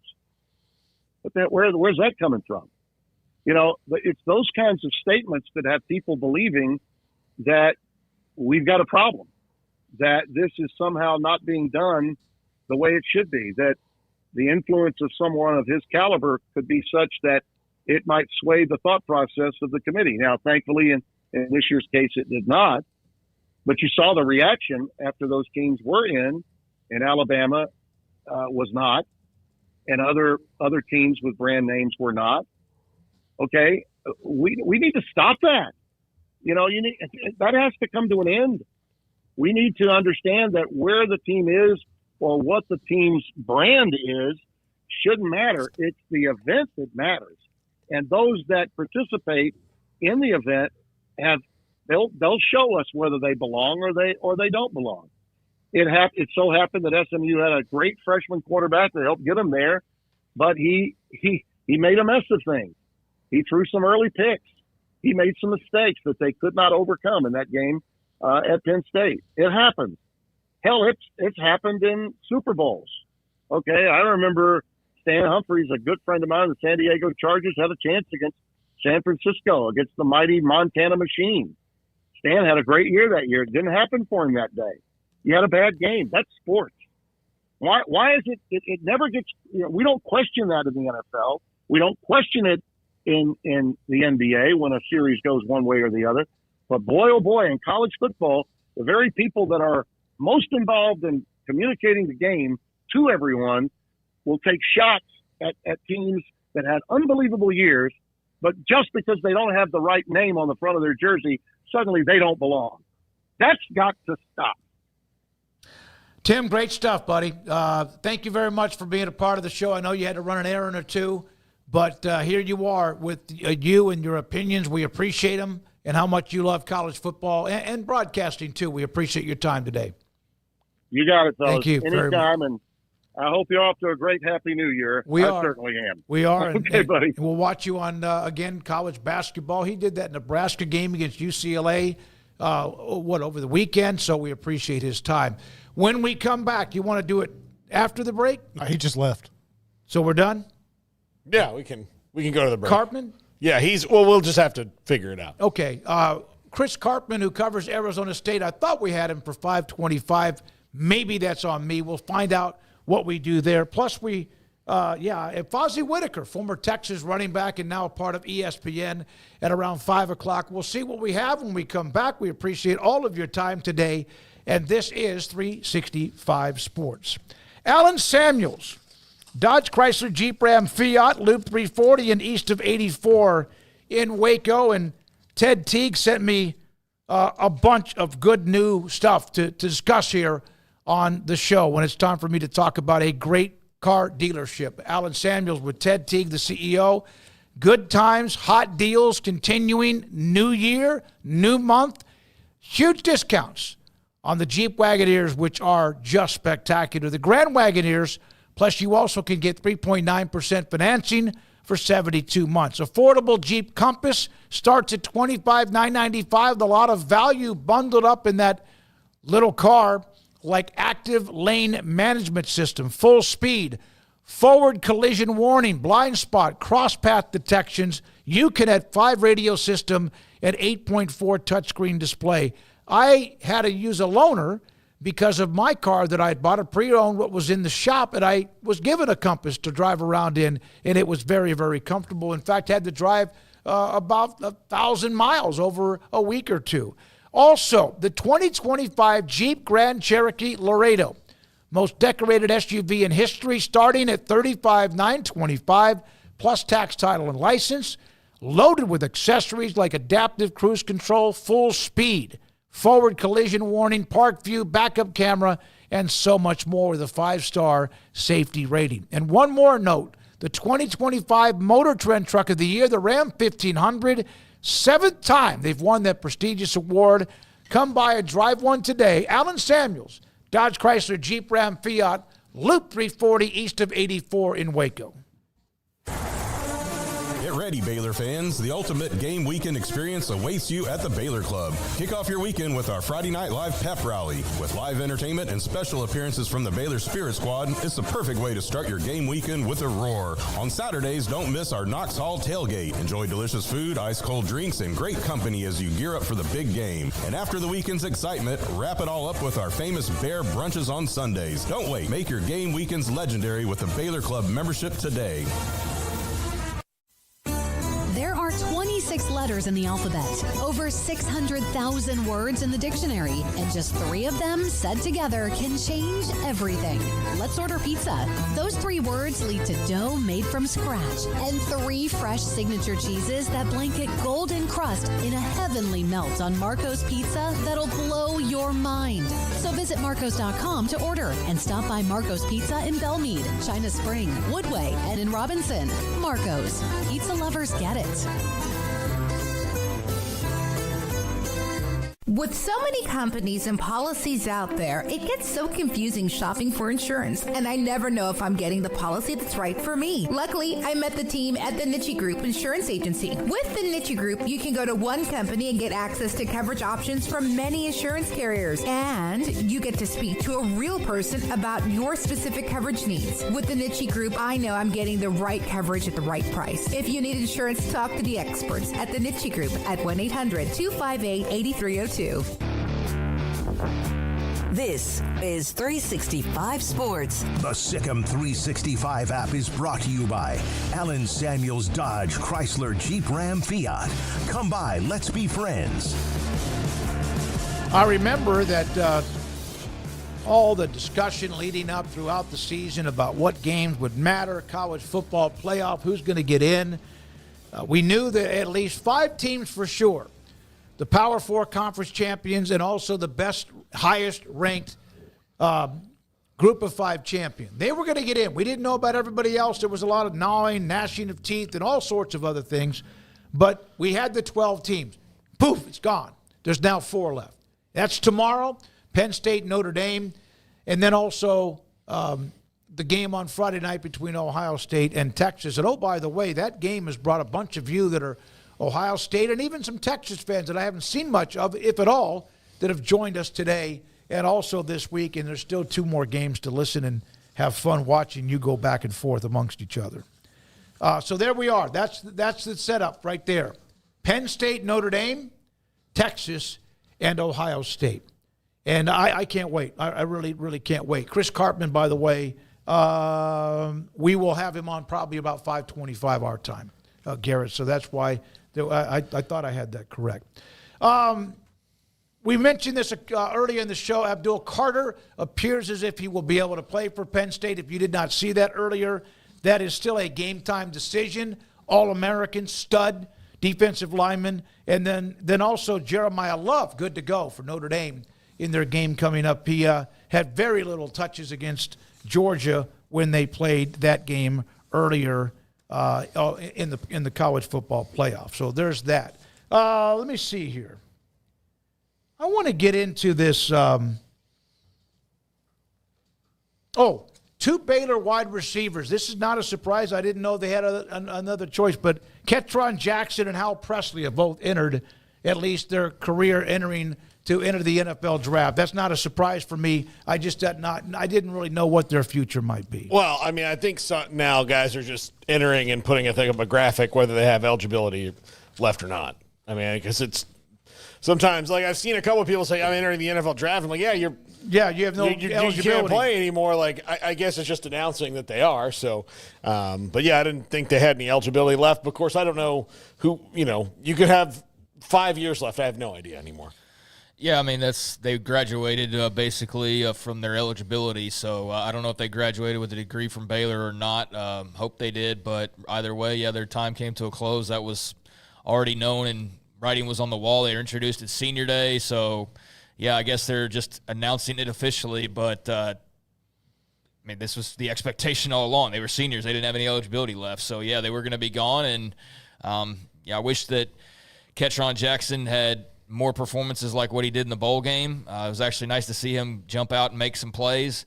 Didn't get to see a lot of that throughout this year because of injuries and whatnot, but Hal Presley, definitely a gamer and a guy who made some good plays for you and was a big part of that wide receiving core in terms of just getting you a big first down or a big catch in the midst of some of the drives they strung together where it was him or Monterey Baldwin or Ashton Hawkins or a combination of those guys. Everybody kind of jumped up and made a play. And he regularly did that for them. So I don't think that Hal's career was best served by just COVID and the way he was played his first year. I think they wasted him, quite honestly. They wasted a year of Hal Presley, but I don't know what all went into that decision. So other than just saying I feel like they wasted it, I don't have any more details than that, but it feels like he should have had another year, and they could have probably benefited greatly from having him for another year. So, yeah, it's a couple. I mean, we knew going into this offseason they're going to have to replace wide receivers. That's right there at the top of the list, and those are a couple of reasons why right there. But neither one, I would say, is irreplaceable, if you will. Max Olson had a story, and, Craig, you're the one that showed us about this to be a part of a topic at some point this week, and it's Wednesday. We'll do it now. It's a good time to do it. A couple of explanations from Max and his story. The transfer window opened up December the 9th after the conference championship games, closed on December 28th, but players continue to show up in the portal even a few weeks later. Grad transfers can continue to enter the portal at any time between now or then at the end of April. The deadline for seniors to opt to the NFL draft is not until February 7th, so there's a lot of time for that too. Players on the college football playoff teams, and now there's 4 or others that were in it, get a 5-day window after their season ends to decide if they wish to transfer. Ohio State, 10 scholarship transfers. Texas, 9, have already lost a group of players to the portal. Penn State, 4, Notre Dame, 3, have been able to keep almost all of their players on board as they enter this particular deep run. There's 2,000-plus names. As busy as it's ever been before. We gave the stat guys earlier in the week about the FBS schools have raided the group of 5 schools like never before. I don't even know half the time when it's open, closed, or what are the, I guess you could say, the blurry areas that allow you to do that. I really don't. I just expect to be talking about the transfer portal every day for the rest of my life. Well, more than likely. I mean, there's some interesting things, from the column that he brought up about, movement. I mean, I think the biggest thing, and we talked about it a little bit yesterday, is now the G5 is the developmental league. It's that next league below. That one is to me the biggest one, and I think it stinks for those teams, but I do think that bottom line, I think that. It's not going to change, and it might make everybody better in the long run. I don't know, but I think that's the most kind of interesting thing about the portal right now is if you're the Sun Belt Player of the Year, you're going to be in a different conference. Yeah, well, we mentioned that all conference team, the MAC or Sun Belt or all of them, where players have moved on. 260 players from G5 to Power 4 have already made transfers, and of course more and more coming. It's a 40% increase from the year before as people learn this is where you could find some dudes. This conference maybe has produced more starters the next year that went to a Power 4 school, and so that's why we're also seeing an uptick for that. I don't even know half the time when the doors open or shut. That's just me admitting. Well, I mean, like it's weird because there's different times you can go in. There's still the teams in the playoff, but I think there's been some big some big guys that have left. I don't think we're going to see anybody from these four teams of note leave after the playoff. I think that's pretty much done. Well, but why wouldn't they if there's some of them have left even during their run? I think the guys that have left are gone from those four teams. I think they're gone. Yeah. I think they already made their decision. I think one of the more interesting things. I don't understand that. This is just me. I don't understand if you're on a team and you're making a run to the college football championship and your team is still playing. I get maybe you're going to be no longer a part of it next year. Why would you not want to stay and enjoy and be a part of it? I think there's some players that are, even though they've entered the portal technically. Why would you want to leave that? Okay. Now, James Franklin was complaining about Bo Prabula and him jumping in the portal and leaving. Because he said he wanted to stay. Well, that's on you. Like, Devin Brown's still with Ohio State. He's in the portal. Like, he's put his name in the portal. He can take visits in the middle and all these different things. They can only practice so much or, do these things. There's a lot of guys now do everything virtually and just kind of decide on the coach because sometimes they've been to the place that they're going. They were recruited there before. So part of that is it's to the discretion of every coach. If you let a kid who jumps in the portal stay, there's not a rule that says once you're in the portal you can't keep playing. It was James Franklin's call that he was going to let him I've walk, seen where Dillingham let that happen or allowed players that were in. In fact, he was helping promote him. I know Sark is there's a player that is in the portal technically that is still on their roster to let them be a part of this. I don't know why you would want to. I just don't understand. Maybe you're worried about if you wait until after January 20th, if your team's playing for the championship, or this weekend, that there may not be any openings for you. I don't think that's the case. I think if you're good, they'll find you and they'll want you to play for them. Well, especially if you're a quarterback. An athletic quarterback like Bo is, I'm not, they would find him. And look, he could go and commit to Mizzou and then still play. He's not at Mizzou until he enrolls at Mizzou.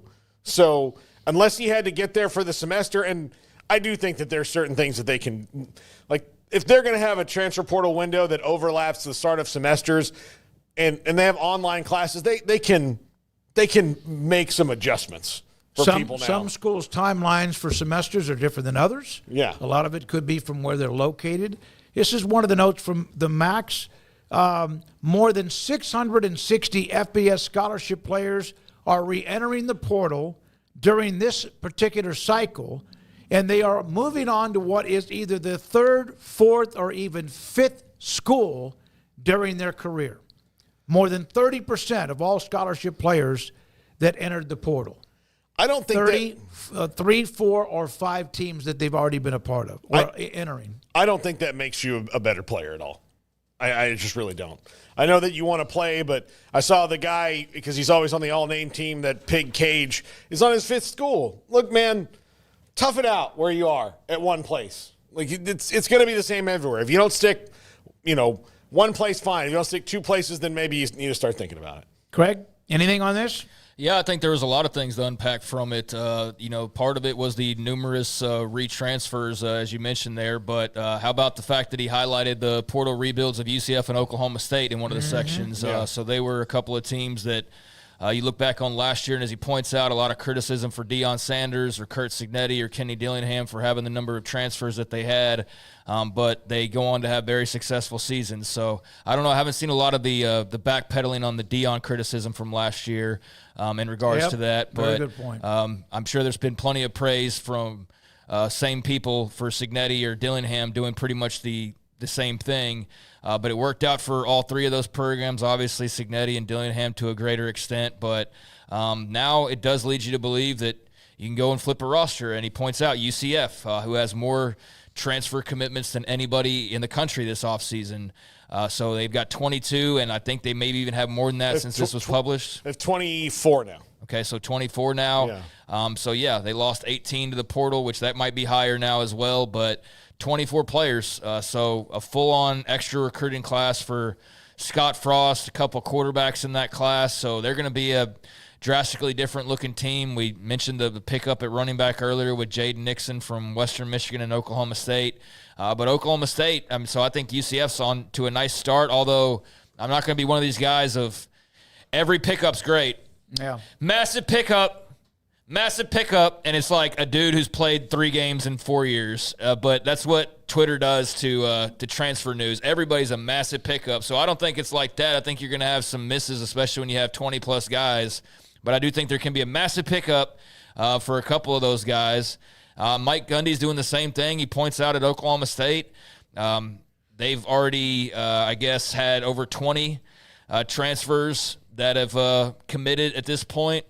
They've taken a bunch of them, over 10 of them from the G5, the FCS, the D2, rather than just all poaching Division I guys. Mississippi State's another program he points out. And, amidst the Big 12, not Mississippi State, but he mentions Arizona, he mentions Kansas, he mentions Houston, he mentions Utah. Like, those are all teams. So there's 6 Big 12 teams in this one section that I sent y'all that are highlighted as having pretty big transfer portal years. So in the case of, obviously Oklahoma State, Mike Gundy's got a lot of heat on him right now. Scott Frost needs to win now, and he won't be in trouble if he doesn't, but UCF as a football program needs to win. Like, they can't go 3, 4, 5 years into the Big 12 and just be sitting in the bottom half of the conference. I don't think that's going to feel good, or that was at all part of the plan when they first arrived. So I think that's something you need to see flipped sooner rather than later. So the portal might be the quick answer to that. Arizona, coach on a hot seat.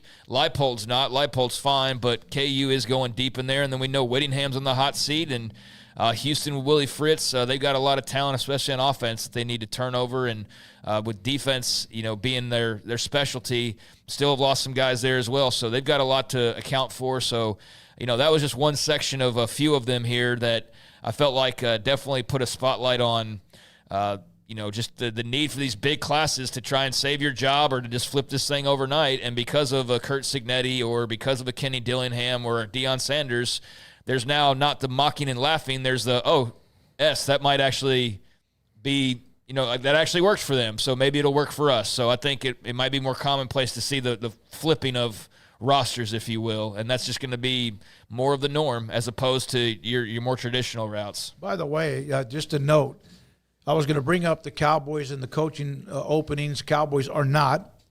At this particular time, they have to the 14th to make a decision on Mike McCarthy. They told the Bears no when they were asked if they could interview McCarthy. The Bears, story by Brad Biggs, who writes for the Chicago Tribune, covers Chicago. Iowa State coach Matt Campbell expected to interview for their head coaching job. Yeah, I wondered when he would actually go take an interview for a head coaching job. And now that there's one open in the Midwest where it seems like he only wants to live, it's intriguing. And I wouldn't pair Caleb Williams and Matt Campbell together like as a match, but I would, if I'm the Bears, at least interview him and see, like, hey, what are your ideas for this? Tell us, because he's as consistent a coach as you can get, and that's not something the Bears know what that is. And they haven't had one in a very long time. Lovie Smith, last consistent coach that they had. And they fired him after 10-6. Yeah. And so did the Bucs did that too. Yeah, they did. You're right.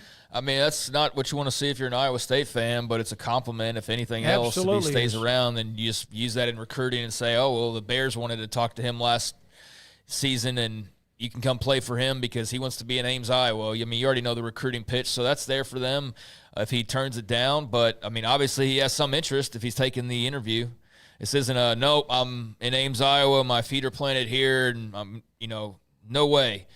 This is him going to take an interview, apparently, so it's worth a little bit of, side glance at the very minimum, and maybe more than that, depending on how well that interview goes and what's in his heart and what he wants to do. Everybody's been predicting, alongside of Notre Dame's going to have to ultimately be forced into a conference. If you say that for 10 years in a row, eventually by, year 11, maybe I told you it was going to happen. Well, that's the same thing with Matt Campbell. Yeah. He's leaving Iowa State. How long have we been doing this now? 6 years that we've been saying this about Matt Campbell, maybe a little bit less than that. So, yeah, maybe eventually that will be right as well. Right around the same time as the Notre Dame conference stuff. But those two things have been yearly narratives, basically, for several years now at this point, and Notre Dame's not joined a conference, although there's new pressure being applied, and they have no incentive to do so, mind you.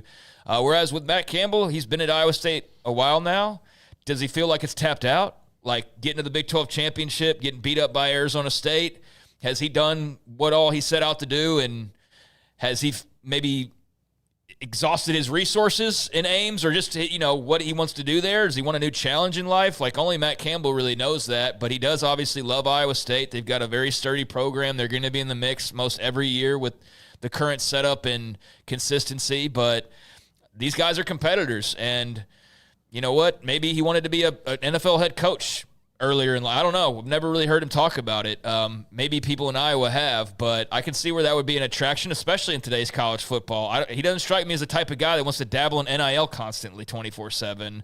He doesn't strike me as the type of guy who wants to have to raise money for facilities 24/7 or do all of the extracurricular things that a college head coach has to do. He strikes me as somebody that would actually, guys, really love a schedule that's sturdy, and that when you're going to be home and when you're not, and you're not on the road recruiting. So, replace Matt Campbell's name with somebody else, but especially knowing kind of a little bit his personality, I think the helping young people mature and grow and be better people, I think that's very much a part of him, but I don't think that's non-existent in the NFL. It's definitely a different mix, but with college football the way that it is, I could see where it'd be very appealing to go off to Chicago. Even as messy as that situation is, I'd have to get Kevin Warren the hell out of there first. I would not want to work for that man to save my life, but you know what? Maybe there's things in place to reassure him that it would still be the. I don't know. I think not knowing his ultimate inside desires, it's hard to say what happens here. But obviously, if you're taking an interview, there's some level of interest there. So hold on tight, Iowa State fans. Why wouldn't you want to work for Kevin Warren, Craig? Because he's a con artist. He's an absolute con artist, in my opinion. And he's trying to get them a stadium. And then once he's done with that, he'll move on to the next project. And just like he did with college football. Here, I'm going to throw this grenade, and then I'm going to roll out as soon as it starts to get hot in here. He'll do the same. He'll do what he did in Chicago, get his little pat on the head for the stadium, and then probably move on to something else. But no, I don't trust the guy. I don't think he's very trustworthy. I think a lot of people in Chicago, with their very limited experience, would tell you that as well. I think he got way too much credit during COVID and the whole Big Ten and what's going to happen here.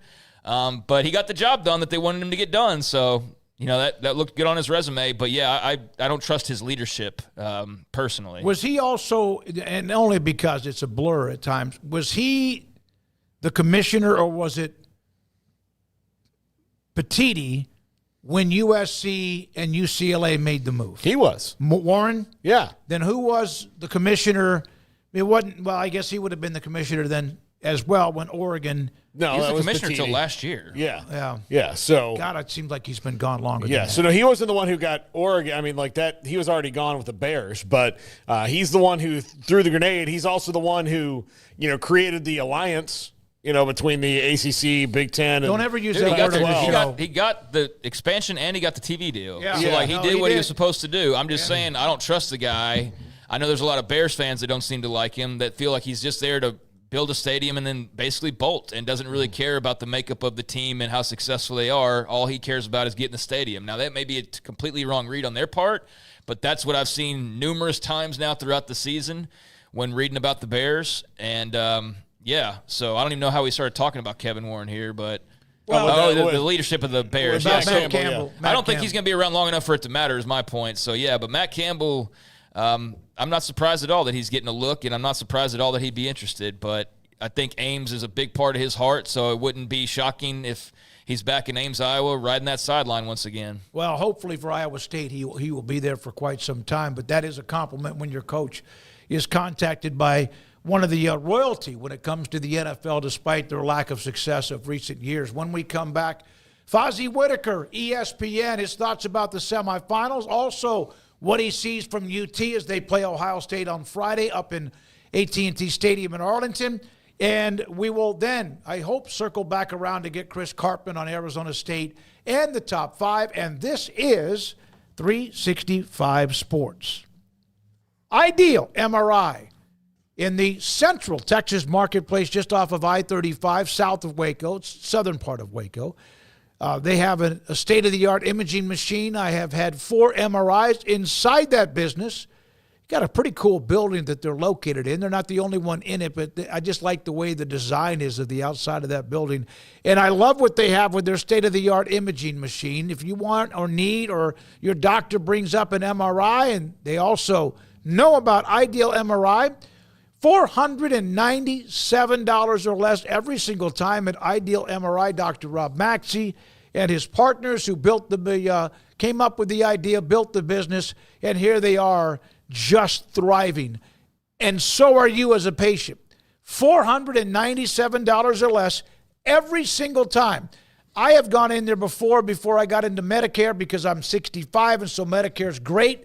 I remember walking in the door, $497, and I also had a little bit of a discount because my insurance was filed before I got involved in Medicare. So if you have your shoulder, your neck, your back, your knee, whatever it might be, I've had MRIs on my shoulder, on my lower back, also on my abdomen, and then again on my lower back, and the images are there and in the portal and to your doctor and to you, so you all can make a decision as you want at idealmri.com.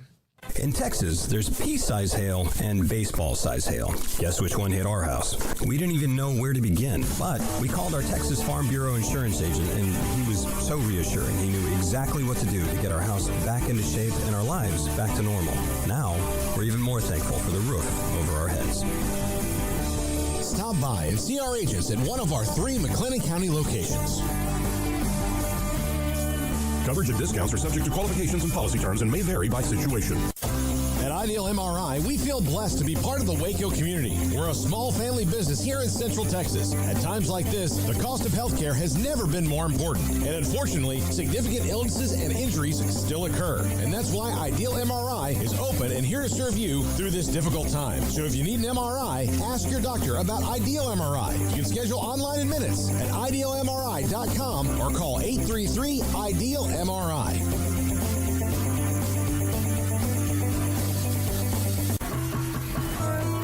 When you work with a bank, you should expect the best of everything. That includes face-to-face personal service and the kind of community banking care that only comes from one neighbor to another. That's exactly what you'll get from the First National Bank of Central Texas, where you will know your banker works just as hard as you do. Once again, that's the First National Bank of Central Texas. Settle for nothing less than the first. Member FDIC.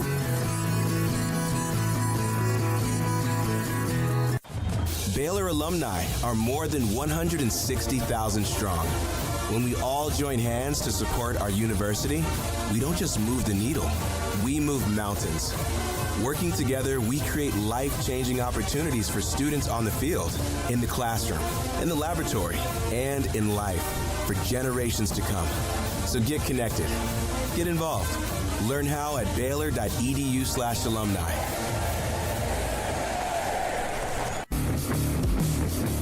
This is 365 Sports, powered by Sikkim365.com. This segment is brought to you by Bud Light. Enjoy the smooth, crisp taste of Bud Light beer. Easy to drink, easy to enjoy. Fozzie Whitaker played at the University of Texas in the NFL. Cardinals, Chargers, Browns, and also a nice long stint with Carolina, the Panthers.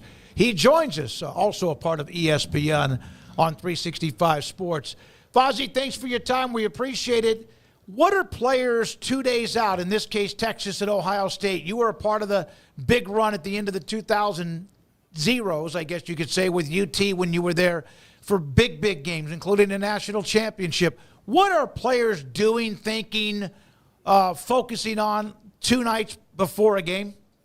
I appreciate you having me on. And I think the biggest thing that players are getting focused with is making sure that the game plan that Coach Sark has laid out, same way for Ryan Day as well as Franklin and Marcus Freeman, they all are making sure that they're tightened, buttoned up, making sure every call and check, every adjustment, all of those things are memorized and that it becomes second nature, so that by the time the game comes around, you're able to play fast and not have to worry about thinking so much, but rather going out there and playing loosely. So I think just going over that game plan and the checks and the calls and some of the looks that you expect to see, that's really what I used to focus on and what our team used to focus on whenever I used to play, in order to make sure that we were properly prepared in 2 days. You are, in an elite fraternity of Texas Longhorn running backs. There's a lot of guys, that have been really great for that program in that. The next one in the fraternity appears to be Quintravian Wisner. What are your thoughts on him? We know him from when he was a high schooler, but he has really just filled out and become quite a beast, hasn't he? Yeah, to your point, Trey Wisner was a guy that I wouldn't say he was overly recruited in comparison to a lot of the previous running backs that may have come through the University of Texas, like Jonathan Brooks, who kind of went under the radar. But Bijan Robinson obviously was a highly recruited individual, an athlete. C.J. Baxter, highly recruited. Jared Gibson, even in this class that just passed, a true freshman that's playing, was more highly recruited than Trey Wisner. But seeing the way that Trey Wisner came out of high school and then put together this campaign where last year the biggest thing was his impact he was able to provide on special team. And it's a very similar approach to those that make it to the NFL. If you're not a starter in the NFL, you're playing on special teams, and you're playing typically on all 4 of those phases as you get in some rotational moments on offense or defense. And Trey Wisner kind of experienced that to a certain degree a year ago, where special teams was his calling card. Whenever he touched the field, a lot of times it was to be able to make an impact in the special teams game. And he was able to do that last year and had some big tackles and was a part of a couple block punts as well. And then this year, obviously with the injuries at the running back position early in the season, he gets a chance and an opportunity to really assume that number 1 running back position and role, which coming into the season, nobody would have ever thought that would have been the case, even with Jaden Blue on the roster. And I think those two have a healthy competition and a balance that they provide with each other to help give that 1-2 punch for this Texas, whether it's running the ball or being utilized out of the backfield in the passing game. But Trey Wisner has been a pleasant surprise, and part of the reason why Texas is where they are now, playing in the semifinals with a chance to play for a national championship, it's because of the way Trey Wisner has assumed that starting role since pretty much that Oklahoma game in the Red River rivalry, and then has been able to be extremely effective in the run game for a majority of the remainder of the season. Fozzie, what was your feeling coming out of that Arizona State game? I don't think that was one that Vegas or just prognosticators really felt was going to be all that close, right? Like Texas was going to win this one and win it comfortably. But man, Cam Scattaboo and Sam Levitt, they had a different idea entirely. Just your thoughts on the game itself, and also just how do you feel about Texas coming out of that game?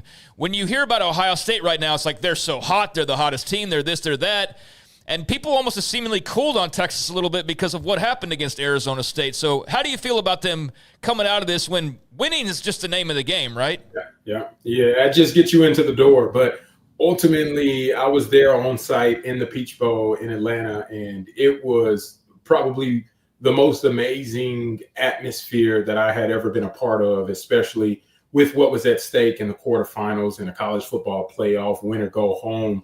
And it's very new for Texas. I mean, this is only their second year that they're getting a chance to play in the playoffs after making it to the semifinals last year. And just all the nerves that you experienced and every emotion that you can experience, they all unfolded whenever they played on January 1st against Arizona State, right? The high emotions of being able to get a touchdown on your first drive, being able to get a punt return score, being able to slow down Cam Scattaboo, forcing field goals, creating short fields for your team, being up by 2 touchdowns in the game. And then all of a sudden in the third quarter, it's like, wait a minute, the offense didn't even possess the ball. It seemed like they had 6 snaps. And then Arizona State finds some rhythm and they keep plugging and chugging away. And then Texas comes back and have an opportunity to take the lead with a field goal right around the 2-minute mark, and you miss it. But everybody was like, oh man, that's the game right there. We can win, we can be done. And then you got to stop Arizona State, and they do it, get the ball back, have a chance to kick another field goal. And then Arizona State takes the lead. And it just turned into a sea and a whirlwind of emotions that ultimately a lot of Texas fans probably felt a lot of doubt. I mean, 4th and 13, to be able to overcome those types of odds and complete a pass, not only for a first down, but to be able to score a touchdown with Quinn Ewers to Matthew Golden is probably one of the greatest plays for Texas in this modern day era that they'll probably ever have because of what was at stake in the magnitude of the game and being up by so much earlier and then having to fight and claw back and double overtime to win that game. It was a sea of emotions. But the name of the game is to win, survive, and advance. And that's what Texas is able to do. And the talks around Ohio State, rightfully so, have been extremely positive for Ohio State fans, right? They are rocking. They look like and appear to be the most talented team. They appear to be the best looking team. They appear to be the hottest and hitting on all cylinders whenever you need them to be hitting, especially during this playoff run.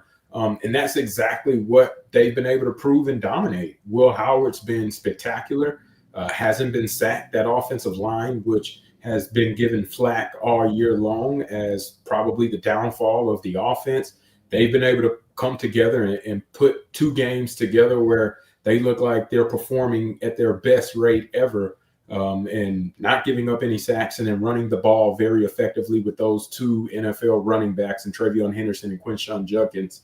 It's going to be some problems. And then you got the man-child outside, right? Jeremiah Smith, true freshman, as everybody have heard. Yes, he's 18, but he is an absolute man and a beast. And something that Texas obviously will have to prepare for and plan for. And it's not just him. Emeka Buka, very talented receiver, 10 touchdowns receiving for him as well. So Ohio State's clicking on all cylinders, but it reminds me a little bit of where Texas was whenever they played against Georgia in the regular season. It was funny because Georgia had already lost to Alabama, and Georgia seemed to be not looking like the Georgia of old. In Texas, coming off of the win against Oklahoma in the Red River rivalry game, everybody's patting them on the back, right? It was a huge victory, 4-touchdown victory, defense, only giving up a field goal. Everybody's feeling good about themselves. And then all of a sudden, Georgia comes into Austin that following week and punches Texas in the mouth. Now, I'm not saying that exact same type of game will play out for Texas and Ohio State, but it gives me that type of feeling just in reverse of how everybody's praising Ohio State. Everybody's giving them the benefit of the doubt. Everybody loves how Ohio State looks. But it wasn't too far back that Michigan was able to put a game plan together and showcase what it takes in order to make them uncomfortable and get a win in their home facility. And I think that's critically important, but it still is a different Ohio State team and a tall task that this Texas team will have to be prepared for. Fozzie, you were a part of some teams, depth and all that could pretty much do what you want for the most part offensively. What is it like as an offense when you start to run the ball? Because nobody had really run the ball against UT. And Arizona State stayed patient. Scatterbo didn't get much early. And then all of a sudden, I mean, they just did not panic. And they wore down a defense that I didn't think people could do that to. What is that like on the offensive side of the ball? Well, ultimately, this is the ultimate team sport. We all know that, right? You got 11 guys all working for a common goal. But it's not just those 11 guys playing for just the offense or playing for just the defense or just the special teams. They all each complement each other. And how that complementation actually works within the game plan is the offense got to pick up first downs in order to help keep the defense fresh. And that wasn't necessarily the case for Texas throughout the course of this game against Arizona State. And that's where the downfall of the defense began to start leaking some water. It's because they were out there for 97 snaps. I jokingly said they literally played 45 minutes of the game, and time of possession felt as though Arizona State had the ball for most of the game. And I know it wasn't 45 minutes. That was a bit of an exaggeration, but that's kind of the stark contrast of how much Arizona State was able to maintain and possess the football, create opportunities for their offense to stay on the football field, convert on third downs, convert on fourth downs in order to extend drives. And it wasn't necessarily an impressive conversion percentage, but the ones that they did convert, they were able to convert on multiple times in that same drive. And eventually, no matter how good your defense is or no matter how great they've been able to perform, if they're out there long enough, that tire factor begins to play a part in a role. And that's where the offense has to be complementary and step in, right? I talked about the third quarter a little bit ago about the 6 plays that Texas was able to run offensively, and 3 of them were sacks. And so they really had almost negative yardage within the third quarter until the final ending going into the fourth quarter. But that means if your offense only had 6 plays and you went 3 and out, had to punt the ball, your defense was out there literally for the majority, probably 11 minutes of the 15 minutes in the third quarter. And that's just not the recipe for success that Texas has been able to experience over the course of the season, as well as whenever you need to be able to slow down somebody like Cam Scatterbo, who gets stronger as the game progresses.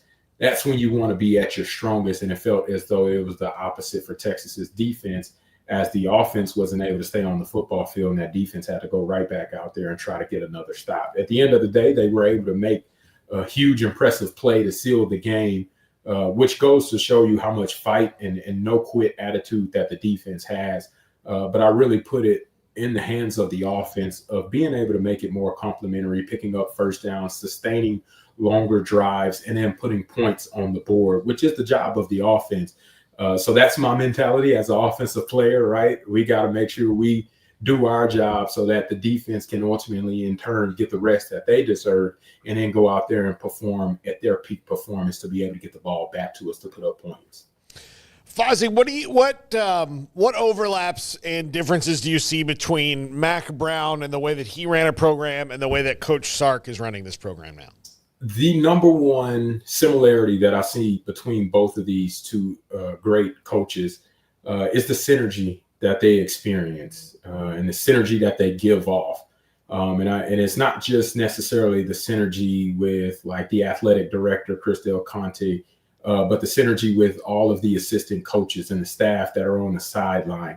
There's so much positive energy that flows and roams around this room, but everybody's attitude is working towards that same goal. And it starts with what Steve Sarkeesian talks about. It's being tough all day and then putting in the work, right? They don't take any shortcuts.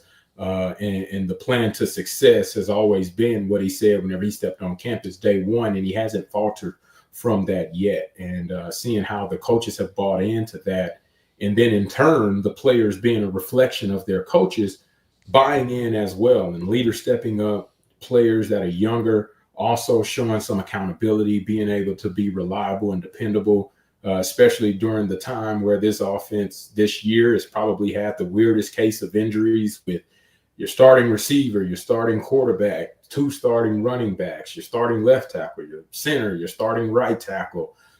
They've been decimated all throughout the course of the year with some pivotal players that play a key role in the success that Texas is expecting to have. But Steve Sarkeesian, with the mentality he's been able to possess, that next man up, that person, hey, no matter who's in there, we're going to trust and believe in you and give you the tools to be successful. That's the same type of mentality that Mac Brown had. And I think that synergy is contagious and it's infectious, and it's created an opportunity for Texas to kind of relive the glory days at the end of the 2000s where I played with Mac Brown, where we had consecutive 10-win seasons, able to win a Fiesta Bowl, able to win the Big 12 championship, and then also go on and play for a national championship. It's the same ingredients and the same makings that Steve Sarkeesian has created from a foundational standpoint, as well as the buy-in by the staff and the players to be able to put Texas in back-to-back appearances in the semifinals for a national championship opportunity. Fozzie, there's a lot of discussion. We had Mac on last Friday. He was on with us, and, of course, he was in Austin for that game against Auburn last night, basketball. But that was a run that at the beginning, Ricky Williams, I think his first or second year, Heisman Trophy winner in 98, and then they were just really good. And, of course, some great games against Oklahoma, the national title win, and then that game with Alabama. But there's always been this, like, almost this blame that things fell apart because other great quarterbacks were going elsewhere. Andrew Luck, RG3, whatever. Garrett Gilbert, in my opinion, was almost as a perfect high school football prospect I've ever seen when he was at Lake Travis. What was the feeling within the program when he followed Colt McCoy? Yeah, everybody had a ton of confidence in G2. That's what I call him. But Garrett Gilbert, man, like you mentioned, everything that he was able to put together in doing his high school career, he was unbelievable. And a player that was unmatched, Gatorade National Player of the Year, and everything pointed in the direction of the offense being handed over and basically picking right up where Colt left off, because that's recency bias, what we have expected.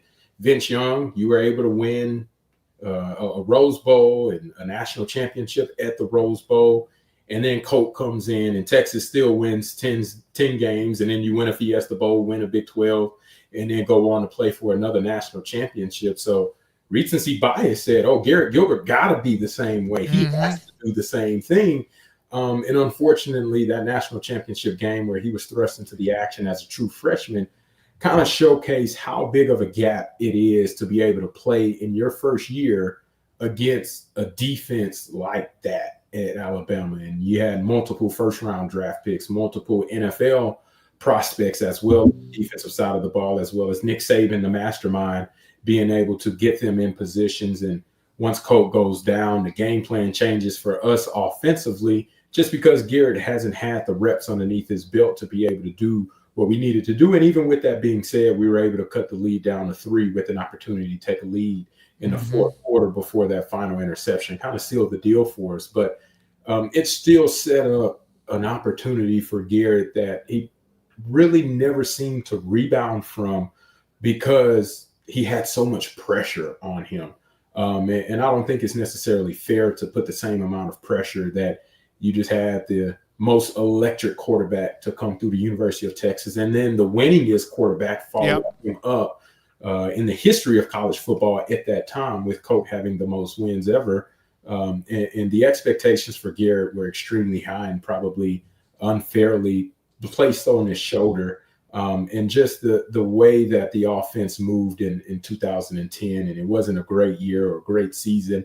A lot of people don't really know, but Garrett actually hurt his shoulder, his throwing shoulder, and tried to play throughout the course of that entire season, which ultimately rendered him fairly ineffective from a standpoint of being able to take care of the football and throw the ball accurately, which attributed to a lot of the turnovers that the offense felt. And we felt as though we let the defense down. That's kind of the complementary aspect I was talking about with Arizona State and in the quarterfinals and the Peach Bowl.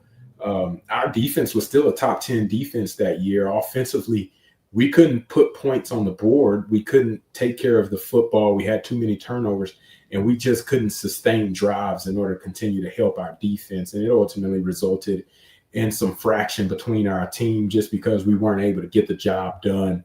And we bounced back in 2011, but Garrett ends up having to cut his season short because of another injury and then enters into the transfer portal. But ultimately, the expectations, I think, were just unfairly put on his shoulders with what came before him.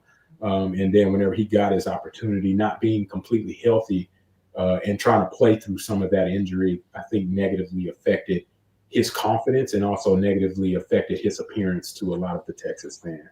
Do you have time for a couple more questions? I'm here. You were there, and then, of course, we know things started to slide. Mac left, and then Charlie Strong didn't have much success, and even Tom Herman on and off, and then Sark his first year. This is my opinion.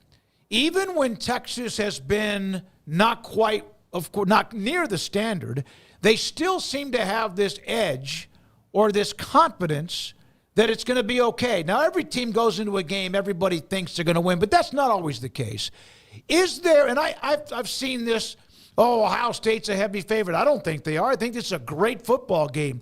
But is there kind of a confidence within that program, even if 5-7, 2-5, whatever, that they can win, that there's still this something about UT football they're going to win the game?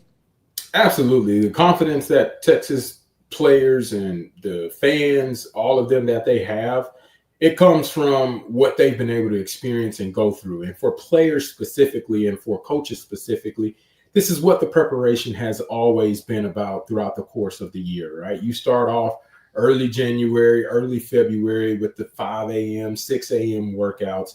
You're waking up. Nobody's on campus at that time doing things that you all are doing and putting you through drills and workouts that you got no business doing from a strength coach. In the preparation and the meetings that you still have to take part in before spring ball and what we used to call county fair, where you got the circuit workouts with all the coaches where they just trying to kill you and see who is able to mentally stay tough and who is physically tough and who needs work. And they're doing all of these things in the off season that helps kind of create a culture and a foundational piece for what that team is and the identity of that team is going to be for the entire year.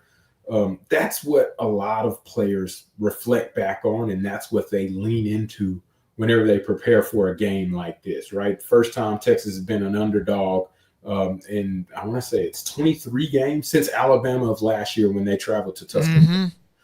So it's been quite some time since they've been an underdog, but at the end of the day, the players don't care about that, whether they're favorites or underdogs.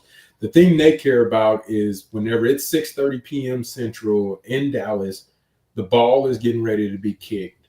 What's my assignment and how do I physically impose my will? Because all of those 6 a.m. workouts, all of those after class workouts and meetings that I was able to put in, the sand pit, bear crawls, right? The stadiums, the ladders, the one-on-one sessions with the quarterback whenever nobody else is up at the school, all of that is where I'm pulling from to be able to say, hey, I trust in my teammates, I trust in my coaches, I trust in my family, right, which is your brothers around you, to be able to go out there and put your best foot forward. And I think that's the confidence that Texas has to be able to say, hey, doesn't matter what the outside noise is. It doesn't matter what Vegas says the line should be or how many people have praised Ohio State or how many people have praised Texas or dogged Texas, whichever way you want to put it.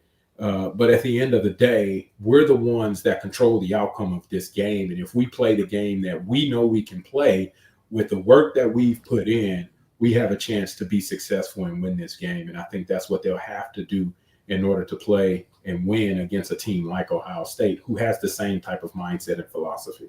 Yeah, they're one of the few teams that both look in the mirror at each other or look across the table, and they're kind of that same kind of feeling. You have that picture behind you. Fozzie's Future Heroes, Hope, Empowerment, Restoration, Outreach. Tell us about it.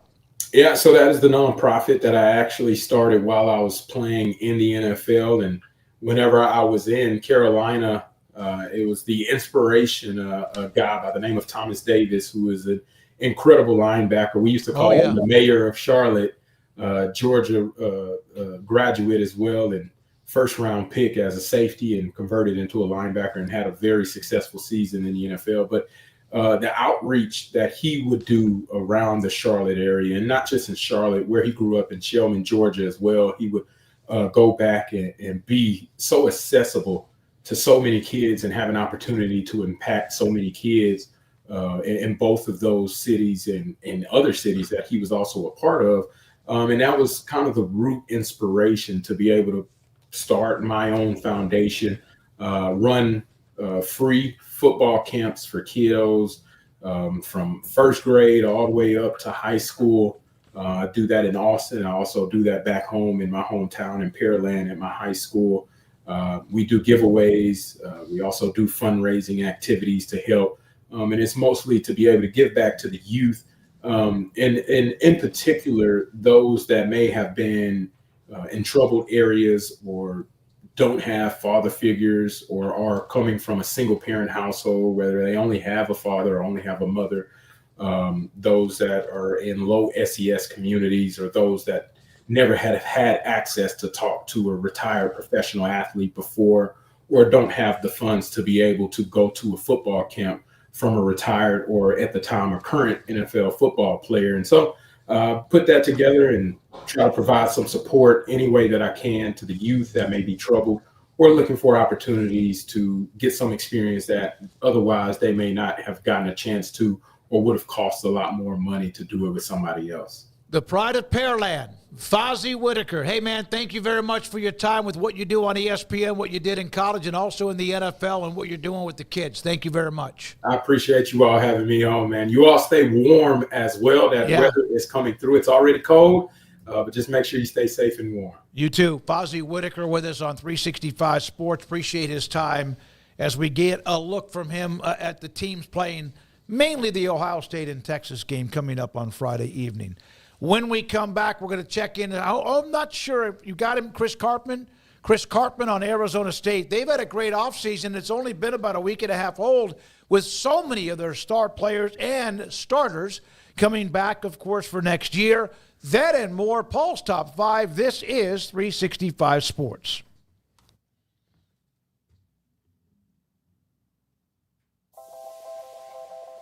It's the first of the year. I recorded it. It's the first month of the year. How many times have you said, man, I got to start working out? I need to get back in shape or get fit. Need to drop a few pounds. It happens every year. And how many times every year the month of January rolls by, and the next thing you know, you really haven't done much. It's almost like the American way, right? But how about now? Waco Regional Tennis and Fitness has set up a fitness bingo. Sweat, play, and win. Reach your goals.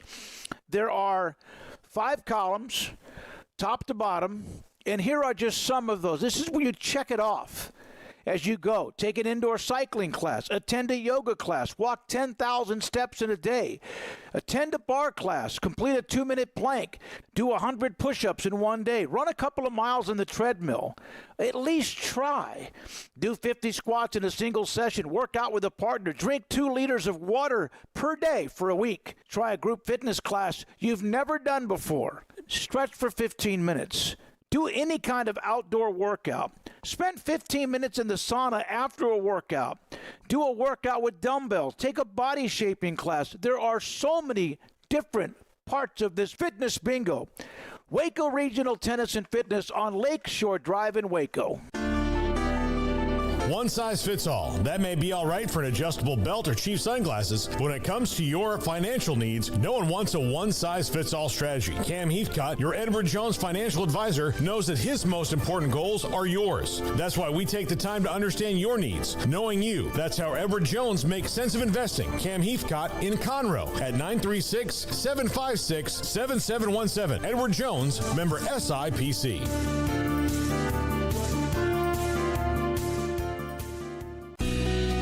Camille Johnson Realtors guide you seamlessly through the process of buying your dream home or selling your current one. Commercial, farm and ranch, or residential, Camille Johnson Realtors can smoothly and successfully lead you through any transaction. With a team of 28 experienced agents who are excited about serving you, Camille Johnson Realtors services the entire greater Waco area. If you're in the market to buy or sell, contact Camille Johnson Realtors, 104 Midway Center in Woodway, or find them online at www.camillejohnson.com. Camille Johnson Realtors, elegant, charming, warm.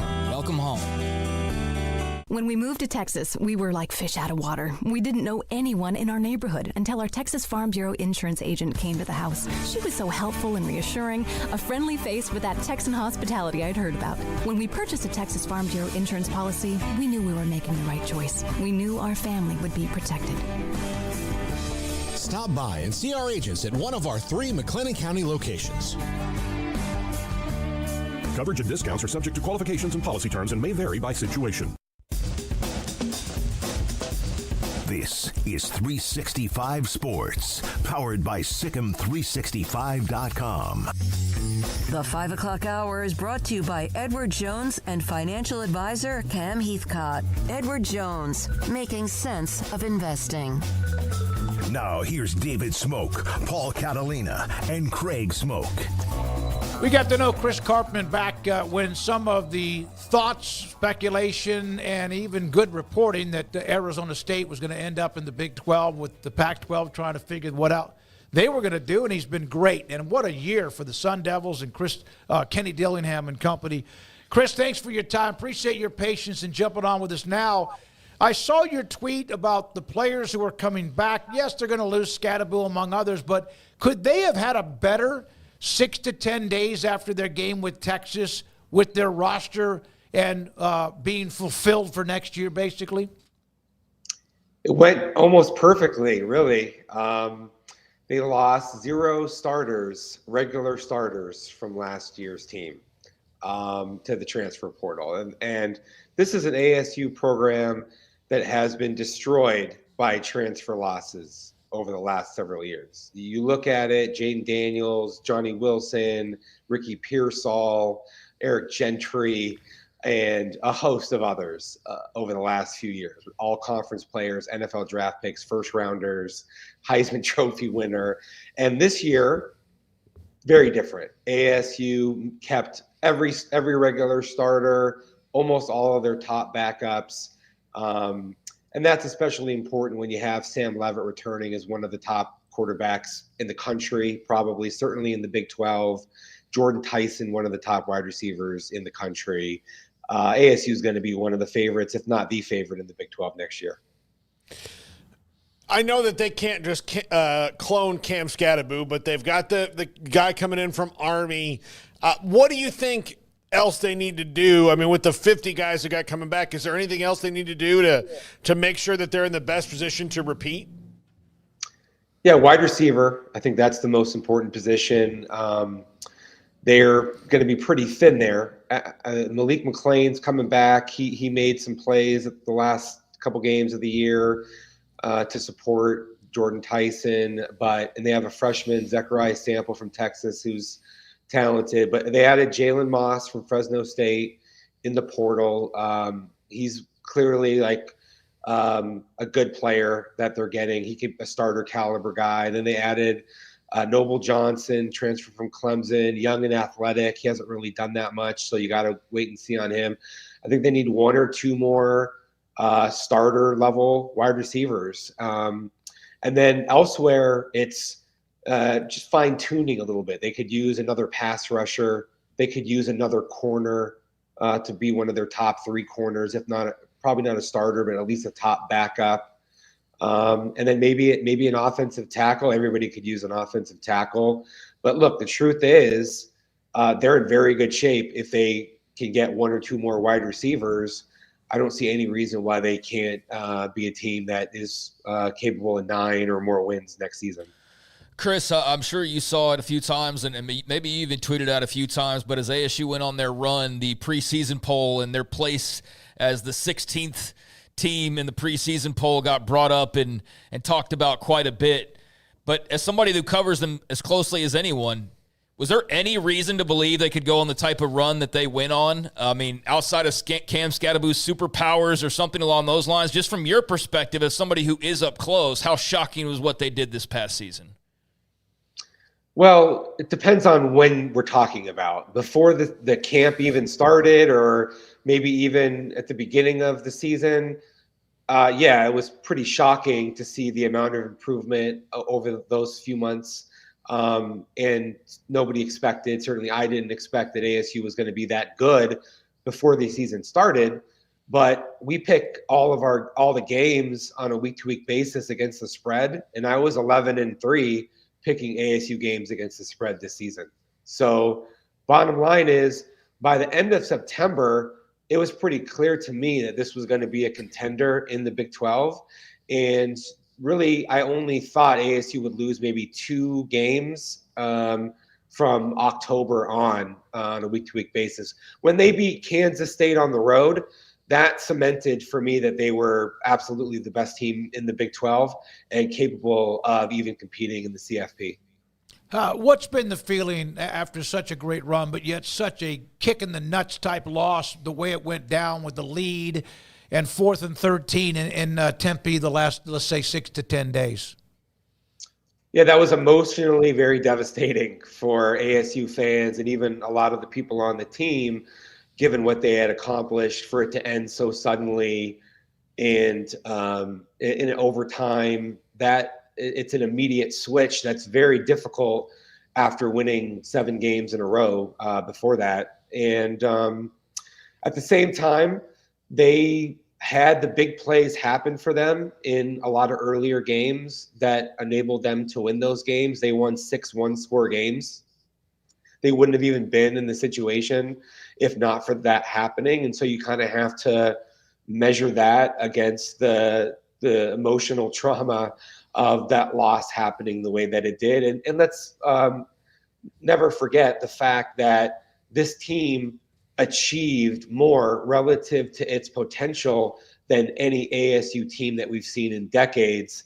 And nothing that happened against Texas can change that. Chris, what do you feel like the vibe has been about the no call? Do you think fans are blaming that, or are they just blaming the blitz at the end? Well, there were several no calls in that game that drew the ire of ASU fans. It wasn't just the targeting. And the thing about the targeting that was so frustrating, I think, for fans in ASU was that it was quite similar in terms of the location of the contact and the angle of the helmet against the helmet of the contact that Shamari Simmons had against Iowa State in the second half on the quarterback that then cost him the first half against Texas. And then his replacement, Montana Warren, who had never played nickel, gave up the slot wheel route on a rub concept that went for a touchdown on Texas's first score. So that set up the feeling that ASU fans had about the non-targeting or targeting that wasn't called, which could have given ASU a chance at a field goal in regulation. By the way, guys, I predicted that ASU was going to win that game 27-24, and had that targeting been called, and ASU kicked the field goal to win, that would have been the final score. Of course, it didn't happen, but the point was, I thought that ASU was going to be able to compete with Texas as it did.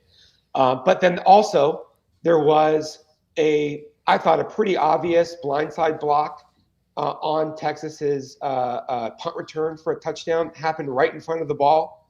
I thought that was an obvious foul that wasn't called. Certainly, you had a bunch of officials looking at that. And then on the 4th and 13 touchdown, if you look at replays closely and they're online, the ball makes contact with the ground, and then it becomes a question of whether or not he had control or not. And I think people that are not ASU fans even said that they thought that was very debatable. So you put it all together, and there's this natural sentiment out there of, was there a subconscious or conscious even bias that preferred that Texas advance? And I'm not saying that's the case. It's just a shame that that's something that ASU fans could take from the experience.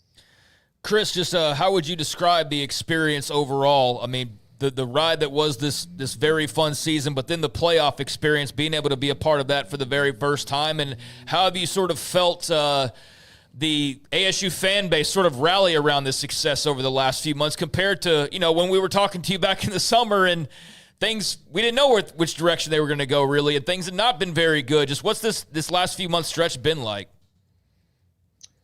Unlike anything that I've experienced covering ASU over more than 20 years now.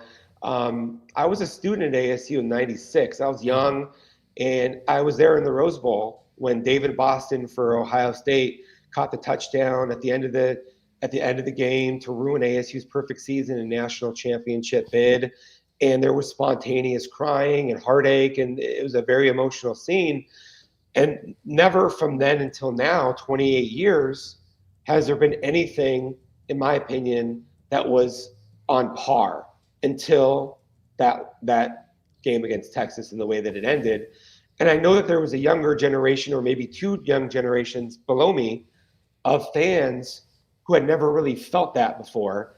And the emotion that was experienced was difficult to process, but also a realization came over a lot of people that that's what they aspire to have. Only one team is going to win the national championship. You expand the playoff to 12 teams, 11 fans are going to be heartbroken. The fans of 11 teams, I should say, are going to be heartbroken. But the reality is you want to get there and you want to be able to feel those things and experience those moments. And I think that was really cool for ASU fans, and now they want more of that. Yeah, just imagine, make a play on 4th and 13, no matter what, this or that, complaints, etc. Just make a play. You had it there. Last thing from me, what was the true expectation of what Sam Leavitt might be when he came in from Michigan State? Because I can't imagine it was the standard of which he played at most of this year and how great he became by the end of the year. Well, Kenny Dillingham compared him favorably before the season even began to Bo Nix. And as you guys know, Bo Nix was one of the best quarterbacks in the country as a senior at Oregon, first-round draft pick, just led the Denver Broncos to the playoffs. Now, I don't think that was what he accomplished this year was the expectation for this year. But there's been a belief in and around ASU that Bo Nix was capable of being a Heisman Trophy conversation quarterback and a first or second round draft pick in the NFL. And I wrote a column even before the season started calling Bo Nix the most important player that Kenny Dillingham would ever coach. And I think that worked out pretty well for everybody involved. Just curious on your thoughts on Jaden Rashada. I mean, he was there for a year, and I know there was probably a time that thought, okay, well, this is the future for Arizona State. Now he's on what will be his fourth school. What do you think the future holds for him? Well, he's very talented, no doubt about that. The unfortunate reality is that we live in an era where a lot of guys move around rather than deal with the adversity that is upon them. And when you continue to avoid the challenges or the struggles, the adversity, you don't grow as much as I think you otherwise would. And advice that he's been given, I think, has been not good, and or the people that he's modeled himself after or taken the behavior after. Because you can't just run around and expect to get the type of growth that you need to be able to get better in the window that you have as a college athlete. Now, he's a nice guy, and I hope things work out well for him. The best thing, in my opinion, would be for him to go to a lower level where he's going to be far and away the more talented quarterback than other options on the team, and then play, and then try to build himself up to where he has an opportunity to thrive at that school and even potentially move up and accomplish some of his professional aspirations. Chris, thank you very much. Arizona State, what a year, what a great run. And also look forward to the offseason in the Big 12, you don't know from one year to the next. But I'm not going to say they're a lock because, my God, I picked them dead last like a lot of people did. Good luck. Love what Dillingham's done. We appreciate it. And tell our good friend C.J. Fight we said hi. Young man from Tatum, Texas, who was such a great defensive lineman for them this year, too. I will, and he played as big a role against Texas as anybody, limiting Texas to 53 rushing yards. Yep, he was fantastic and active. Thanks for your time. That's Chris Karpman, covers Arizona State. Do you know that C.J. Fight wanted to play at Baylor? Really? Yeah, he was at Tatum. Eric Mateos was the recruiter, offensive line coach at Baylor at the time, recruiting East Texas. And I know for a fact that he wanted, and I don't think I'm throwing anybody under the rug. I really think he wanted to offer him. But because of what Baylor plays on the defensive line, wasn't sure whether or not they want those big 330-pound grinders inside the fire hydrants, and he didn't fit that mold. He's a hell of a player and has played well in his 2 years at Arizona State.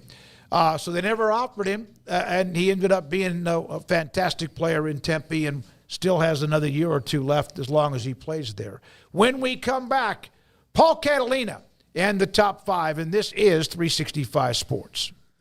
The new year, new ride savings event going on now at Richard Carr. All 2024 cars and trucks are priced to move, so bring in your trade and make them an offer on dozens of new 2024 trucks and SUVs that are on the lot. And specifically, right now, you can save $11,000 on a 2024 GMC Sierra SLT with a qualified trade-in. Again, $11,000 on a 2024 GMC Sierra SLT with a qualified trade-in. They also have the car driver's editor's choice with the Buick Envista. They got the Cadillac Lyriq if you're less into gas and more of an electric mood for your next vehicle.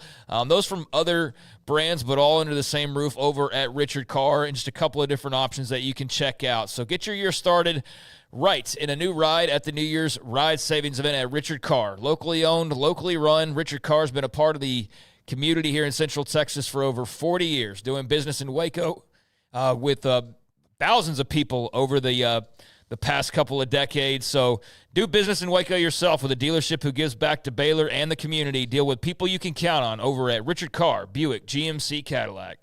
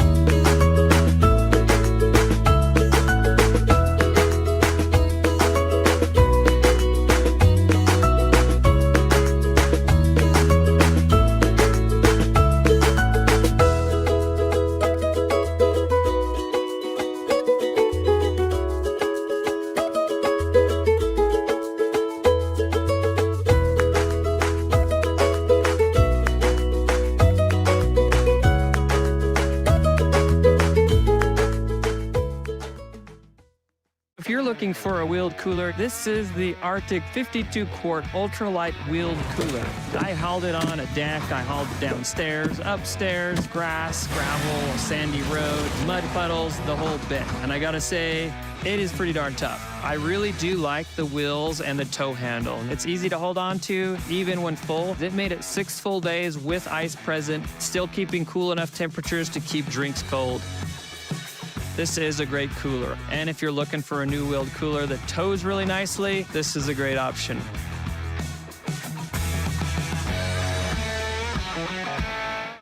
If your business is like most, you need things done quickly. But if you're still tying your critical applications together on multiple shared public networks, you've probably been feeling the slowdown. And that's no good for business. A private UPN fiber network can get you and your business moving at the speed of light. Whatever you need, we can build it. Internet, Metro Ethernet, Waves, dark fiber. We deliver custom private networks and are focused on business customers only. Our next generation 100% fiber optic infrastructure offers you low latency and ultra scalable bandwidth with speeds up to 100 gigabit to run your critical applications. your connection won't be limiting your performance anymore.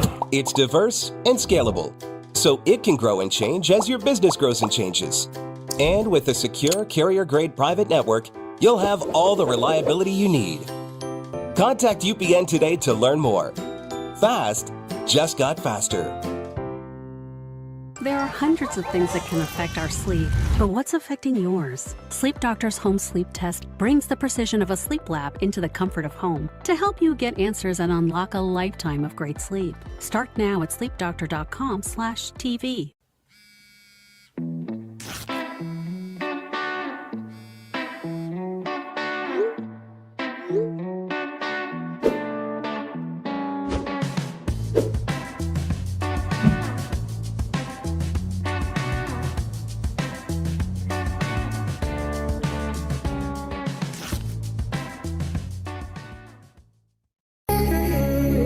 It's time for Paul Catalina's Top 5, brought to you by Texas Beef House. Where's the best beef in Texas? Your house when you order from Texas Beef House. Unleash the flavor of Texas raised Wagyu. From our pasture to your plate, TexasBeefHouse.com. Welcome into Paul Catalina's Top 5, brought to you by Texas Beef House.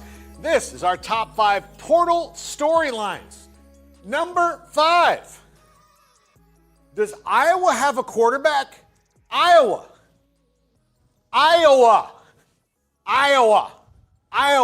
Does Iowa actually have a quarterback? This is the most accomplished passer that they have maybe had in 20 years coming in. Now he comes in from the FCS level, and Mark Gronowski from South Dakota State. He has won a bunch of games. He's thrown for a bunch of yards, super athletic. Iowa might have a quarterback. If that's the case, they have a quarterback to get the ball to some playmakers with that defense. Oh man. Kirk Ferentz might be able to tell us all to shove it. Holy cow. It's amazing he started caring about that position, which apparently in his 1,000 years of football hasn't mattered. Number 4, can you really build back from 2-10? Mike, I'm going to talk right to Mike here. Sorry, I'm not ignoring you. I'm talking to Mike. Mike, I'm behind you. I'm behind you, win or win. Win or win, I'm behind you, but not win or lose. Mike, look at me. Look at me, Mike. All these portal hauls, Castellanos, all these other guys, Deuce Robinson, you better make them work. You better make them work. And Gus better help you with the high school recruiting. Mike, you're not looking at me. I appreciate the $4.5 million, but Mike, you and I are on thin ice right now. But I love you, Mike. I care about you. I hope you do well. Sorry that you had to see that private conversation between me and Mike Norvell. But that's how I feel about it. They've got to make these things work that happen in the portal. And 2-10 is a huge mountain to climb to get back from. It's going to be a very interesting NFL comparison because I can't think of many teams who have built themselves back through free agency rapidly, at least in football. In baseball, you have situations like the Marlins, but really, this is a unique case. Number 3, what is Belichick doing? Like, what is he doing? We don't know many of his assistants yet that aren't his son, Mike Lombardi's son, or Freddie Kitchens. They signed a few people in the portal, but this is a team that needs a lot of people. I'm just confused. And now NFL teams are calling to gauge his interest. I mean, what is he doing? I know he's approaching it different. I'm just confused. I've heard far less news out of North Carolina the last couple weeks than I thought I would. I mean, he retained the recruiting class that Mac Brown had, so that was good. But as far as immediately making this team better, because he's not going to be there that long, I don't know what he's doing. And I know that sounds repetitive, but I'm just confused. Number 2, A&M's new wide receiver room. Kevin Concepcion, Mario Craver, Micah Hudson. Big hauls to go along with Terry Bussey, who's already there. Now, yes, they lost Noah Thomas to Georgia. And I think that's gonna sting him a little bit because I think he'll fit in really well at Georgia. He's a touchdown machine. But this man right here, Kevin Concepcion, is a true number one receiver. Marcel Reed has no excuses left in the passing game. That is a huge, huge story. And staying in the state of Texas, Texas Tech going hard in the portal. Hard, I said. They are making sure that 8-4 was not a fluke, that they continue to improve, and that they've got veterans in positions they need, and they're helping out their brand new coordinators. And when you've got two new coordinators that are young and dynamic, exciting, and in demand, you do everything you can to help them be successful right away, because otherwise it's on you. And Joey McGuire is smart enough to know this, and I, for one, can't wait to see what this roster looks like, how they're improved next year, if they are. The Big 12, as you know, it's always hard to say. We don't know, but it looks like they've been making moves that's going to make this team a lot better, coaching staff and portal-wise. And the recruiting has gotten better since Joey McGuire's been there. So they have gone hard. I think they're the team that has improved their stock the most in the shortest amount of time. This has been the top 5. The next thing you'll see will be a goodbye. All right, Paul, thank you very much. Garrett Ross, thank you for weaving in and out of a lot of guests, a lot of topics, a lot of tweets, and much more that you did. Thank you. Emery Winter is working on 365 Sports tonight at 10:30, every weeknight at 10:30 on the local CW. Corey Holt, good to see you in the studio as well with us today. Craig Smoak and Paul Catalina. There was one note that I was supposed to bring up. Oh, retired stockbroker's wife, Leslie, happy birthday. I actually remembered something that somebody asked me to say. So happy birthday. She's a huge Michigan Wolverines fan. For Craig and for Paul, for our great sponsors who are here every day as we continue to grow, we appreciate your time. We'll see you tomorrow at 3. I'm David Smoak. Good night.